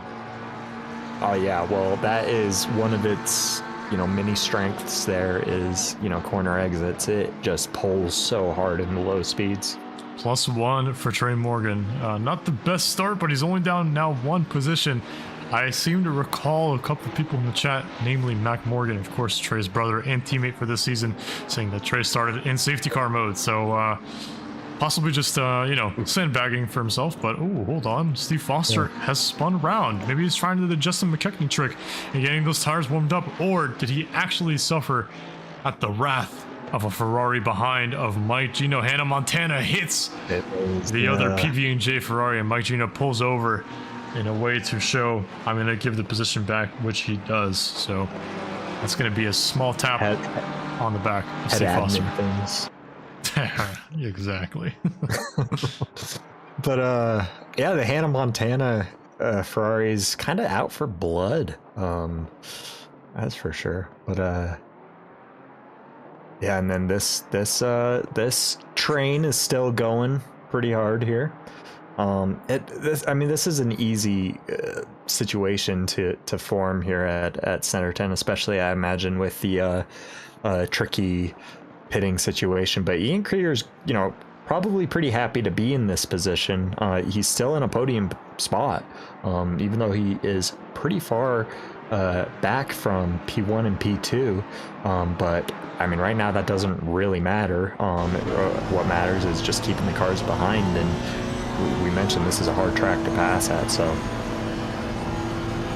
Speaking of difficult to pass, Travis Thatcher putting the car in the middle of the road, but a little bit wide on exit from turn 1, missing the second apex. It's going to invite Philip Mueller maybe for a nice run up the inside. Travis Thatcher goes a little bit defensive, braking in the middle of the track. Philip Mueller, not knowing where to go in the braking zone, stays right behind Travis Thatcher. It's not going to do anything in terms of positions right now, but Dick Zipburn Jr. keen to get past both of those drivers, once holding the fastest lap a couple of laps ago, but now belongs again to Bailey Kish with a 47.5. So really starting to come alive with these tires that has now been fast for a couple of minutes now, since minute 10. So that Porsche getting back to into its groove as it was at the start of the race. So both hybrid conditions, Bailey Kish seemingly king tonight, though Jack Cross really showing that you gotta be on it when you gotta be on it. So it's been a hell of a race. I still. Did you just say it again? By the way, you just said it again for sure. Well, it is what it is. Yeah, absolutely. But, Jack Krause, absolutely. Had an interesting man, fitting situation. Man, Doug getting all over that curve there at where did we decide that turn was? Bumble. Nelson. What? No, that was. Oh, sorry. No, it was Nelson before Bumble. No, it's Brundle and Nelson. Yeah, Brundle and Nelson, then Bumble. Yeah, absolutely. Yeah, absolutely. Do you think Kyle Farmer's gonna get past Zipburn Jr.? Yeah, absolutely. Hey. What? Listen, this is what we do, Donovan. Like, come on. Can you blame me? Absolutely. Absolutely. Oh, the Ford getting a very strong run on the force here. Oh, squeezing it to the inside. Kyle Barber. No! Oh no! Oh, but there's only 2 minutes left, guys. Come on. Zipper Jr. just got another free position, though. Oh, heck yeah. OPDA! OPDA! OPDA! Yeah, absolutely. In the right spot at the right times. so many times this race. Oh my gosh. Can someone time out Diego for 5 minutes for saying that, please? Yeah, absolutely.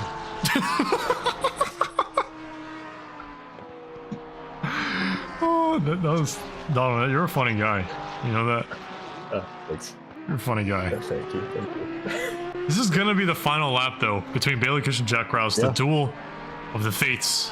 Even though one of them is a red shell part of the team, and the other one is a Star Wars livery. Not quite the duel of the fates, but Bailey Kish has the high ground over Jack Krause as we enter the final lap and the final time, looking at Scary Tree. Ooh. Yeah. But Jack Krause is only 3/10 behind. Yeah, I mean, absolutely. This is the last time that he's going to be able, last chance that he's going to be able to do anything. We're basically past and he's touching grass heavily there through Palmer. So it's not going to be this turn, that's for sure. But he's letting Philip. Oh wait, Philip is letting him by? He already. No, Barber already waited for Philip, so he slotted in behind Philip. He waited for him to get moving. So that was him passing cleanly on the interesting. Front tray. It looked very easy. I don't know. Yeah, I mean, Philip might have gotten a bad run. The Mustangs are relatively fast on the straight. They do have the fastest trap speed. Oh, Jack Krause goes off there. He knows it was the last opportunity on this lap, but Bailey Kish, strong as ever mentality wise, and also is able to take enough fuel for the race thanks to me. Shout out me. Yep. Gonna cross the line as the time ticks down to 0. Yeah, shout out ad break. But after Murray's, Bailey Kish gonna cross the line in P1, a winner again after Zolder. Jack Krause with a storming comeback in P2, very close at the end, left it all on the table, was just not enough, pitting a little bit early, and it looked like it was gonna be very close. At some point, going side by side, they're showing, hey, I was on you, I almost had you. Bit of a Paul Walker reference there, but Ian Krieger is going to be crossing the line, leading this train of cars from Ian Krieger to Cody Platt to Doug Mitchell to Jason Allen to Justin McKechnie, who at one point was the fastest man on track. Ian Krieger crosses the line in P3. Very solid result for the Pink Pony Club. And this train was an absolute blast to watch today. But Kyle Barber is going to be one of the drivers that we're going to have to talk about next week, because this is probably going to be his drop race, I think. Kyle Barber involved in a lot of incidents today. Some were of his own accord, some were just unlucky. I'm talking about Jason specifically, voicing his frustrations there by hitting that bollard, and a lot of drivers just crossing the line. Steve Foster had a strong result, had a little bit of a spin for Mike Gino, which of course gave the position back, and a couple of other drivers are crossing the line. Walter Vargas and Josh Damiani is going to be the final one. I know it's going to be Matt Artem, who's pretty far back, heading into Nelson after Brundle. Josh Damiani is going to cross the line. Not the best result for him in P24. And Matt Artem is going to be the final driver to take his reconnaissance lap around the track to take the checkered flag. But Donovan, what a race we had today. Yeah. Absolutely. Yeah, really solid race. Absolutely. Yeah, Jack Krause getting the fastest lap, his second to last lap, by 3.5 tenths there. But yeah, it was a great race. I mean, absolutely. Really great race.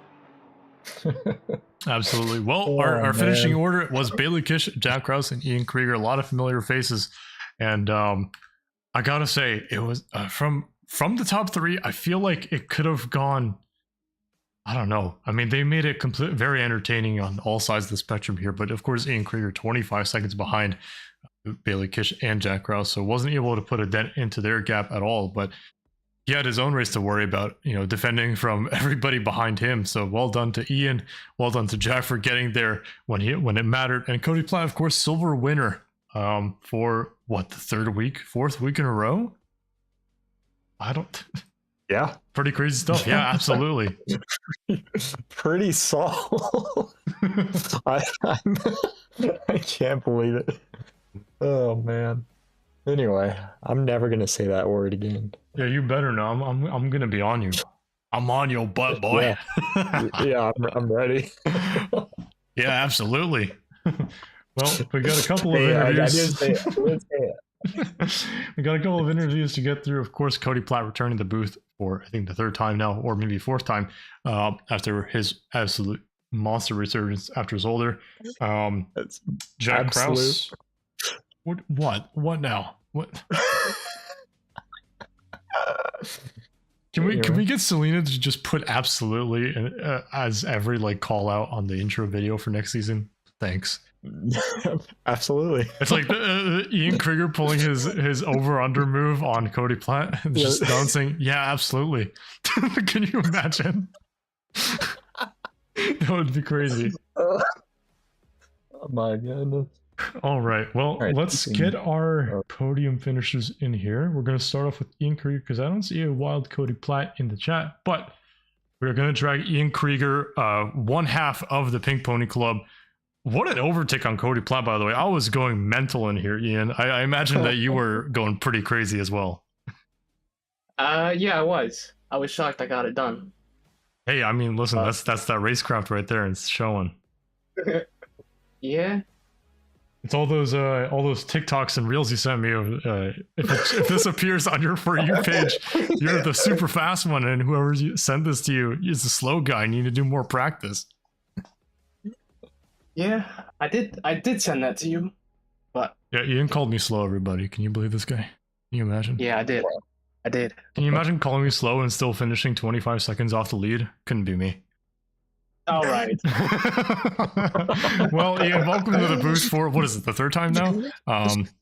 Really fun race from your end. I gotta say, I wanted to ask, how correct were your pressures when getting onto the dry tires? Because it seemed to be a complete toss-up for everybody. At the start they were low, maybe high 25s, and then once the track started to dry more, and I went to fast, I think it might have went to green, I don't know, but when I went to fast, my pressures were too hot. They were roughly like 27.5 all around, so it was a gamble that kind of paid off, I guess. Yeah, I mean, paid off. It did. P3 for you after, a little bit of a frustrating opening stint following Cody Platt for a very, very long time, but you're able to make that decisive move. Let's talk about your team championship hopes. Of course, Kyle had both of you had pretty storming races in terms of overtakes and on-track battles, but Kyle was involved in just a little bit more and was possibly helped out in dropping a couple of positions, especially on lap 1. Were you kind of keen on letting him by there because he was on your inside for, I believe it was turn 4?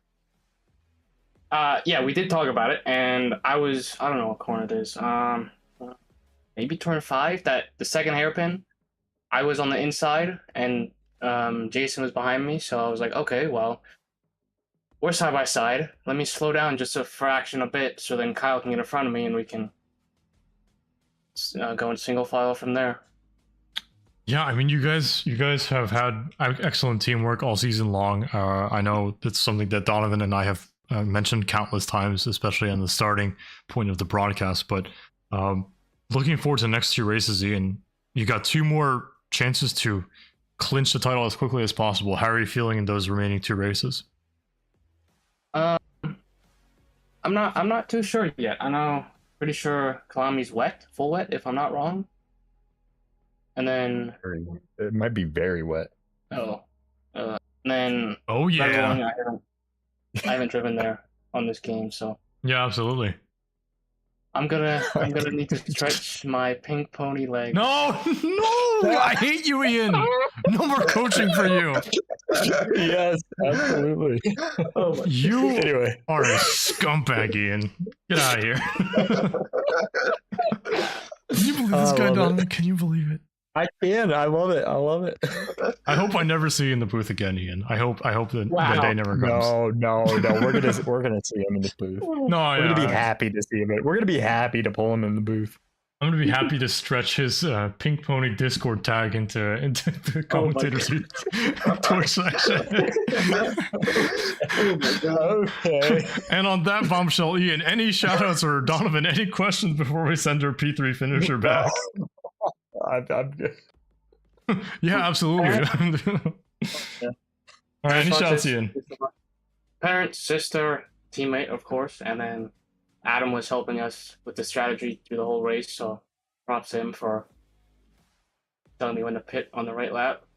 But yeah, Good. and thanks stuff. to you guys as well. Oh yeah, absolutely, we got you. You're gonna understand that when you rewatch the broadcast. Oh yeah, absolutely. Yeah. Oh my god.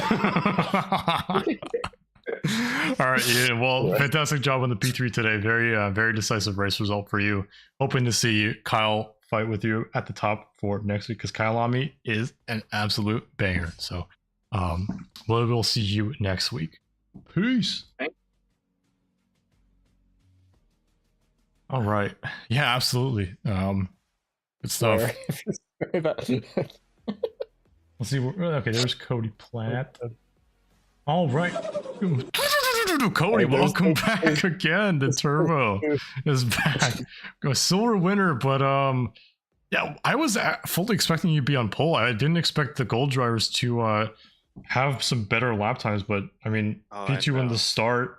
I'm sure it was a bit of a bummer not getting that back-to-back pole position, but listen, still phenomenal race result for you. I'm pretty sure you're still well in the lead in the silver championship. Can't really be too mad about that, but I would understand if you are. Yeah, absolutely. What? Sorry, it's an inside joke, Cody. You'll understand later. You already know. We'll take it. Now I completely forgot what you asked me. But yeah, the pole position, it was a little bit of a bummer not getting it. I thought I had it in the bag, but then I realized with like 2 minutes left in quali, like, oh, this dry line is gonna be all the top golds need. And sure enough, Bailey's quick as heck right now, and was able to get it past me pretty easily. But we'll take it. Race went pretty well too, so gonna be pretty happy about it, and pretty happy to extend my lead. Absolutely, yeah. Oh my god, I just did it. Yeah. Switched up the move order. Yeah, but I mean, Cody, I gotta say it was a very entertaining race from our perspective. I can imagine it was not the most entertaining, but rather very scary and tense for you. Oh yeah. Keeping Ian Krieger behind, trying not to just go off track. There was a little bit of a moment heading into Nelson Corner where the start of Sector 3 after that fast left braking zone, where a little bit of a miss, of course, trying to defend from Ian Krieger, but he didn't blink too many positions, right? So the name of the game here at Snetterton, just keep the car on track, which you did for the most part, and you're able to secure a P4. But Kyalami next week is going to be another wet race. Things are looking to be that way. How are you feeling for that? Not great at all. We'll take it. We'll try to be quick again, but I'm terrible at Kyalami. It might not be my worst track, but it's definitely my least favorite. What? Because I just man, I can't stand Cheetah, dude. Cheetah stresses me out. Okay, I feel like it stresses everybody out. I will be stressed the whole race, like just even more so than usual. And yeah, and man, you mentioned the Krieger overtake, and then I got like I think it was Jason Allen and I got side by side right after that. That whole time, like what led to that Krieger overtake and then Jason Allen also fighting me, I had the worst cramp in my brake foot that I've ever had in my life. It lasted like 10 minutes, and it was an absolute culprit. Like it made me so much slower. So yeah, if you noticed me being able to stay somewhat well ahead of him, and then all of a sudden just being absolutely swamped and dropping pace, because I could barely freaking use my left foot until I was able to crack my toe in the pits. So oh man, definitely a painful race. I mean, out of necessity for IRL reasons. At least you had the pit stop to fix it, right? Yeah, so. I know, right? Yeah. yeah, it got to a point where I was like, you know what? Maybe I'll just quit. It hurt so bad. That's terrible. Well, I'm glad that didn't happen though, because Yeah, no kidding. Safety first, though, Cody. Right. Oh, well, it's all right. It's just a little bit of pain. No pain, no gain, right? Exactly. I will say pain though, doesn't hurt anybody, right? I will say though, I suppose you have enough of a gap in the championship for the silver that if that happens again, you could probably just pull over and still win the championship just fine. So just keeping that in the back of your mind. I'm not that far ahead yet. I've been doing some soft math, and maybe after Kyalami, but we'll see. We'll see. I don't know, Cody. I don't know. I don't know. But I think it's probably going to be like a 85 point lead. dude, now. you're fine. We'll see. Fine. Yeah, that's No, that's you're big winning for by silver. 104 that's points right huge. now. What are you talking about? Am I really? For Yes. silver, Alright. that's huge. Yeah, the results Well, just there's got 2 pushed, races so left. you can check that out. Yeah. Yeah, we'll take it. I'm gonna be happy with that for today. Yeah, I mean P4, P1 and silver, of course. Another excellent result for you, Cody. Before we send you back, any shout outs you want to give? Yeah, shout out to the whole team. Shout out to my girlfriend. I know she's probably watching the stream right now. So hi, Jenny. And shout out to all of SRA. Awesome. Love having more friends and family and girlfriends and wives and fiancés and everybody watching. So that's awesome. I know, right? Makes the streams less likely to be view botted. Last night was crazy. What are you saying? I heard there was a lot of views last night on one of the streams. That was like 400 on D3. I was like, what the heck? Yeah, that was good. Yeah. Interesting. Very. But yeah, Very congrats sudden. on P4, Cody. We hope to see you in the booth 2 more times this season because that's how many races are left. Thanks. Yeah, let's see if let's go for 6 in a row, huh? Let's do it. Yeah. All right. We'll send you and your turbo sound back to the D2 chat. All right. Hopefully you guys will hear it again next week. I'm ya. counting on it. See ya. Cody's always a pleasure to talk to. He's a really nice guy. So, Oh yeah. all right, we're gonna bring in Mr. P2, Jack Kraus, Jackery Kraus. I don't know why I said Jackery, but Jack Jackery. Kraus, It's a new one. you're now leading the championship. I don't know if you know that. I figured so, given Kyle's unfortunate position. Yeah, so it's gonna be close between you, Bailey, and Kyle, especially if Bailey does more of what he did today, but you were right on him towards the last 15-20 minutes. So I mean, talk us through that strategy call, because at the time I thought you were a little crazy for pitting that early, especially because the track was still damp, but it looked like you almost had Bailey there. So tell us about how that felt. I mean, I'll be honest, I think I kind of agree with you. I think I was a little early. The reason I kind of went in is I saw the slick optimum and I figured, it's probably still a little early. And then I looked down at my rears and they were just both aflame. And I felt like I was really starting to struggle out of exits and stuff. And I was like, there's no way slicks aren't that much worse than what I'm dealing with right now. So I just said, you know what? Give it a go. I have a good gap to P3. See what happens. Came in, went out. Immediately thought, oh, this was way too early. Bailey's going to be miles ahead. I'm just going to have to hope that Cody doesn't pass me. And then somehow managed to gap Cody a bit, and then somehow also didn't lose time to Bailey. So it worked out, but I don't think it was intended to work out in a way. Working as intended. It wasn't that far from the optimal pit strategy. I mean, of course, I thought it was a little bit risky, but I always like an early pit, and I mean that battle at the end definitely was. I mean, it was pretty relatively close to Bailey there. Yeah, I mean, I think when the conditions got more mixed, I just talked with him. He was on a wet setup base, and I was on a dry setup base. I think that's what really came into it when you kind of both are on slicks, but the dry setup base is just surprisingly quicker. When I came out 5 seconds behind Bailey, I was like, all right, well, P2, we'll take it. And then all of a sudden I was like 2 seconds a lap faster. I'm like, oh, maybe we can do something here. So I gave it my best, but it wasn't meant to be. I made too many mistakes, too many small mistakes to really keep the fight up to him. So he did well. Hats off to Bailey. But I at least grabbed the purple lap. That's really what I was hoping to get. Yeah, because that gives you more points than P1, right? I'm kidding. It cuts the gap down. It does cut the gap down. You're right. It's kind of offsetting that pole position point that Bailey got in qualifying. But yeah, you're leading the championship right now. We have a wet Kyalami next race, and then also Red Bull Ring after that. So, Mr. Championship Leader, how are you feeling going into the final two races of the season? Do you think you can stay consistent, stay in the front? Stressed, continually stressed. Yeah. I've begun getting stressed during the middle of the day, thinking about the race, which I didn't used to do before. But we're making through it. Clearly, the stress isn't hindering me too much. I think once I get into the race, I get the nerves out, But quali's been frantic. But we're feeling all right. I love Red Bull Ring. It's probably one of my favorite tracks in the game. My only issue is I am very fearful of how the Ferrari is going to be able to do. So I feel like I need to capitalize the best I can in Kyalami and see what happens.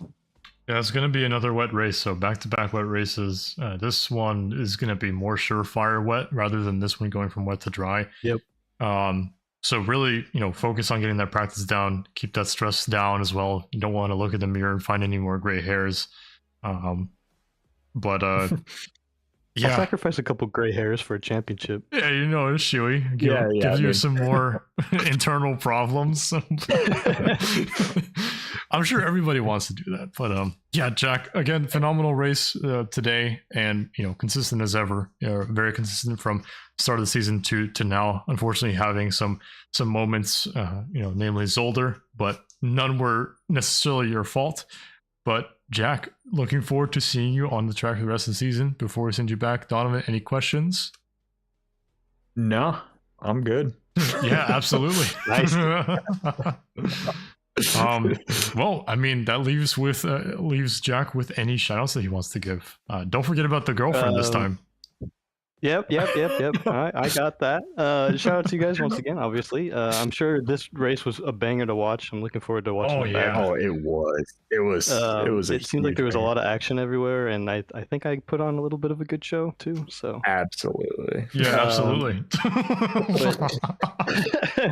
Shout out to Bailey. He did really well. I really didn't have him in the first stint, but I got a little bit of a whiff, and that was quite fun. And of course, shout out to my girlfriend, who's awesome. She's next to me right now, which is rare. Oh my she's god, doing random stuff. Yeah, she's watching you. Make sure that you do shout her out. That's why. Yes. No, she wouldn't have expected. But anyway, yeah, I like her a lot. She's pretty cool. I'm glad you do like her a lot. I would be a little bit worried if you didn't. Yeah. Well, sometimes you're just kind of too deep and you just kind of throw through the motions. What, sunk cost fallacy? Is that what we're talking about right now, Jack? No, that's not the case. Definitely not the case. Never change, man. Never change. Anyway, happy to see you up here again. And I'm sure Donovan is as well. We'll send you back down. Again, fantastic job tonight. Thank you, gents. Good night. All right, that leaves the final indomitable Bailey Kish in the booth again. Welcome back, Bailey. A bit of a scary couple minutes for you there, trying to defend from Jack, but you were able to get the tires in a good window as the track dried out further. But you gave us a good show to watch here in the booth. Talk about how the pit stop decisions went through your mind. Well, I'll get something straight first. The tires in the second half were never where I wanted them to be. I'll tell you that. Yeah, we figured. I did. Yeah. We knew. That was the most miserable 25 minutes of my life.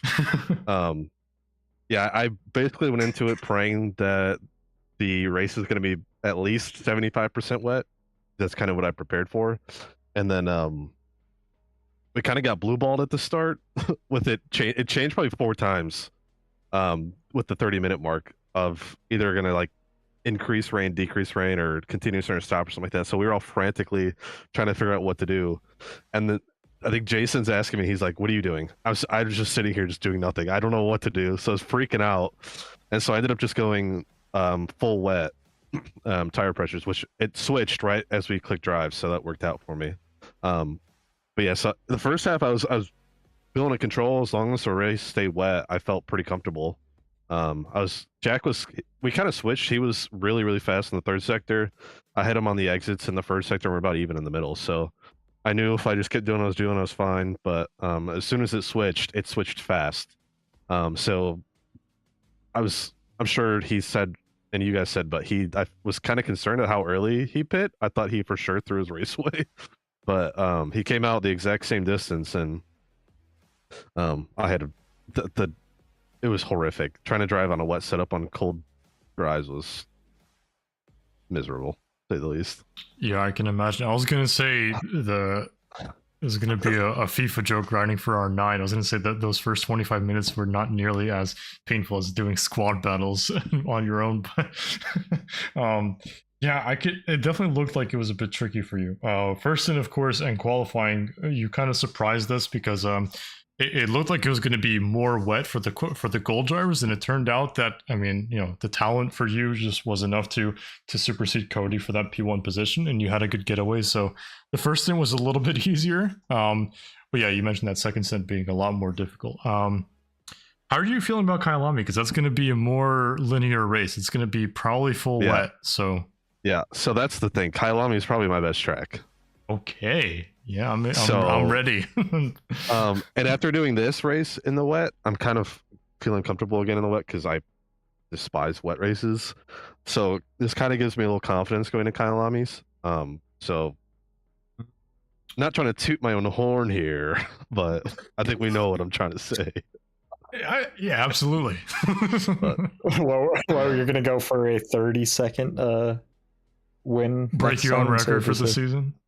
No. Jack kept me humble this week, so we're good. Oh yeah. I'm sure. I am assuming he's going to do it again next week if it's me and him again. But he is pretty good in the wet, honestly. So yeah, and we were both running opposite setups, so it obviously showed. So this time I'm sure it'll be pretty much even. So we'll be able to really tell who's the king of the wet, Yeah, and I mean, as far as championship standings go, you are 29 points behind Jack Rouse with no drop race in hand. You had, of course, the one race that you skipped for being in Daytona, and being behind Doug, being the voice in his ear. But how are you feeling about your championship chances? Because it's coming down to the wire with this one. I mean, if I just do what I did this week, and I mean, I needed a mess up from Kyle, and he did that this week. So I mean, one mess up from Jack of P3, I'm back in it. If I win out, it'll be close. So, but if Jack does what he did this week, he should be good. So not trying to start a downfall for him, but we're praying on a Jack mistake. Not trying to make him fail, but I'm trying to make him fail. Yeah, in a polite way. In a polite way, I'm gonna give his car plus 10 kg. Yeah, but like honestly, it's so close still between the top three. Maybe, I mean, Jason's probably out of it, but the top three, I think it's anybody's race. As you can see from my race last week and Kyle's race this week, it can flip quickly. Yeah, I mean, mathematically, Jason's of course not out of it, and Ian isn't either. But it's really looking like it's just going to be between the three of you. You, of course, Bailey, Jack Krause, and Kyle Barber. It's been switching back and forth. You were leading the championship at one point, then it was Kyle. Now it's Jack. I think Jack was leading. What I'm noticing is being first in the championship is bad juju. So yeah, I mean, but what if you're first in the final race of the season? Then what then? Well, then I don't think that's possible. It could be, actually. It could be. It could be. Could be, like you said, if Jack has I just probably won't show mistake. Up. Okay, sounds good. Yeah. All right, well, there you go. Donovan, do you have any questions for Bailey?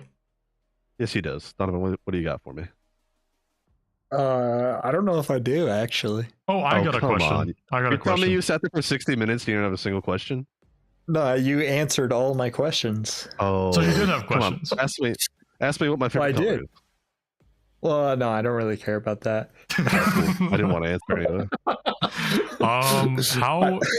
How was the fuel estimate that I gave you? Because Doug came into the booth during the sponsor's message. How much fuel did you say? So I texted Pat Cockcroft because he raced yesterday. I was like, "How much fuel did you take?" And he didn't respond to me until about 10 minutes left in the race. Nice. He's like, Good job, so he Pat. told me 101 if wet and 111 if dry, and I took, thank God, I took like 103 or something like that. So thank God it was wet for majority of the race. Otherwise, I would have. So what did you end on? I don't even remember. No, I was just looking at my rearview mirror the entirety of the last half of the race. I told Doug to take 102. I was like, doesn't your teammate know how much fuel to take? He's like, no, Bailey doesn't know either. I'm like, well, No, I didn't do any fuel calculations. Yeah. Well, so I kind of winged it. Nice job. Well, I guess that's what you should do for the rest of the season then. Wing it? Pass. Pass. Hey, I mean, it worked today. It worked, right? Yeah. It was all luck. Yeah, it was all luck. But what about that? How about that gap though from P2 to P3? Yeah, Ian's washed. He's just washed. No. He's a quality. That guy can quali. I'll tell you what though. Once it comes to the race, I think you got to start training him on that. Yeah, we haven't had a session in I think a week. So. Oh, okay. So he's getting rapid by himself. He's got to pay up though. That's what you're saying. I think he's only going to pay if he wins the championship. Oh man, that's what is it like in your SOL? Here's your $200 deposit. Oh god, down payment. Yeah, right. First and last month's rent. Yeah. All right. Well, congratulations again, Bailey, on the P1. Any shout outs you want to give before we send you to nobody in the D2 chat? Oh my god, they're already gone? I'll just drag you up to Dan in the steering PC, don't worry. Oh my goodness. Shout outs. Gotta shout out the boys, Anton and Donovan, for doing it again. We're doing it live. Mm-hmm. Shout out the squad. Shout out R9. We did get him today. What a grind that was, dude. Shout out R9. Shout out Ibarbo. Shout out my king, Benito. Baboni. And shout out Baboni. Shout out my boy Nunks if he's still here. I don't know if he's still here. He was in the chat. He was in the chat. Yeah, that's my dog. That's nice. my day one, bro. Love to see it. All right, well, Bailey, good job today. Good stuff. P1 in quality and in the race. Didn't get the fast lap, so not quite the Grand Slam, but amazing. One more shout out. Welcome back, Douglas Mitchell, P5. Hello. Yeah, absolutely. Yeah, he's back. Hello, baby. We're back. Late run for the team championship. Anybody? Maybe. I mean, let's look at the standings because they 42. Are updated. 42 points. 42 points. That's the key to life right there. So anything's possible. And that closed down quite a bit. I mean, it did. They were at like 100 something, I think. Yeah. No, it was like 81. I think it was 81. Oh, okay. I mean, listen, we'll see what happens after penalties because Kyle was involved in a lot of stuff on track. So yeah, there was some moments. So. Hey, we like to speculate though. We don't like to, Well, that is speculating. You know what? Why don't you ask me a question, Donovan? I dare you. Yeah, I don't really. What's your favorite color? Do you know what speculating means? Nope, do you know what speculating means? Not doing it. All right. Well, Bailey, good, fantastic job today. We'll get you out of here. Good night. All right. See you guys in a bit. Bye bye. Always entertaining with Bailey. This guy, bro. This guy. Well, as you know, we're nearing the end of this season. It's gone by so fast, and we're already almost in March. Donovan, I can't even believe it. 2026 has been blowing by like crazy. We've got wet Kyalami next week. It's going to be thunderstorms. It's going to be cloudy. It's going to be rainy. It's going to be a wet track. It's going to be a banger. It's going to be a banger. I am so pumped for Kyalami. I love these last two tracks, honestly. Kyalami and Red Bull Ring are both like some of my favorite tracks. Red Bull like Ring is tracks. Right. I don't think it's great, but I love Red Bull Ring, but it's only because I'm oddly okay there. So yeah, well, you're just a weirdo, so that's fine. Yeah. Anyway, it has been myself, Anton Rocha, joined by Donovan Colton for the 6th time this season. Of course, missing Amos. He will forever remain in our hearts. He's not actually dead, but I guess my words were wisely chosen there. Can we get a verification on that, please? But thank you so much for watching over on Twitch and on YouTube. A lot of activity in both chats today, so love to see that. If you did enjoy the stream over on YouTube, make sure to hit that like button. Helps us get the stream out there to as many people as possible, including all the bots that viewed the D3 stream yesterday. The algorithm doing its work. Of course, we have other streams over on Twitch as well. We have ourselves, of course, on Wednesday nights, but D1 is also there on Tuesday nights at 9 p.m. same time Eastern. And of course on YouTube we have Division 3 and 5 on Tuesday, and tonight as well we had Division 4. So if you do enjoy these races, be sure to check those out as well, as they also have some entertaining races. And of course all the conditions are completely variable, they're never the same. So maybe D4 had an absolute flooded racetrack and we don't even know it. But of course, today's conditions were nothing to write home about. They were absolutely amazing for racing and qualifying. So, Donovan, I enjoyed it a lot. I know you enjoyed it a lot, and we're really looking forward to next week. Any closing remarks for the boys and girls at home? Yeah, absolutely. Just looking forward to Kyalami. I knew it. All right, bye everybody. Have a good night. See you next week.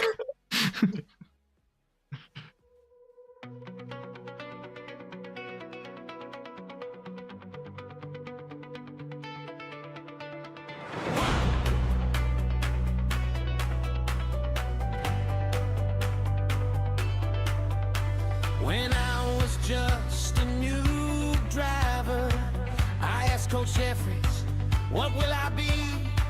Will I be speedy? Will I crash out? Here's what he said.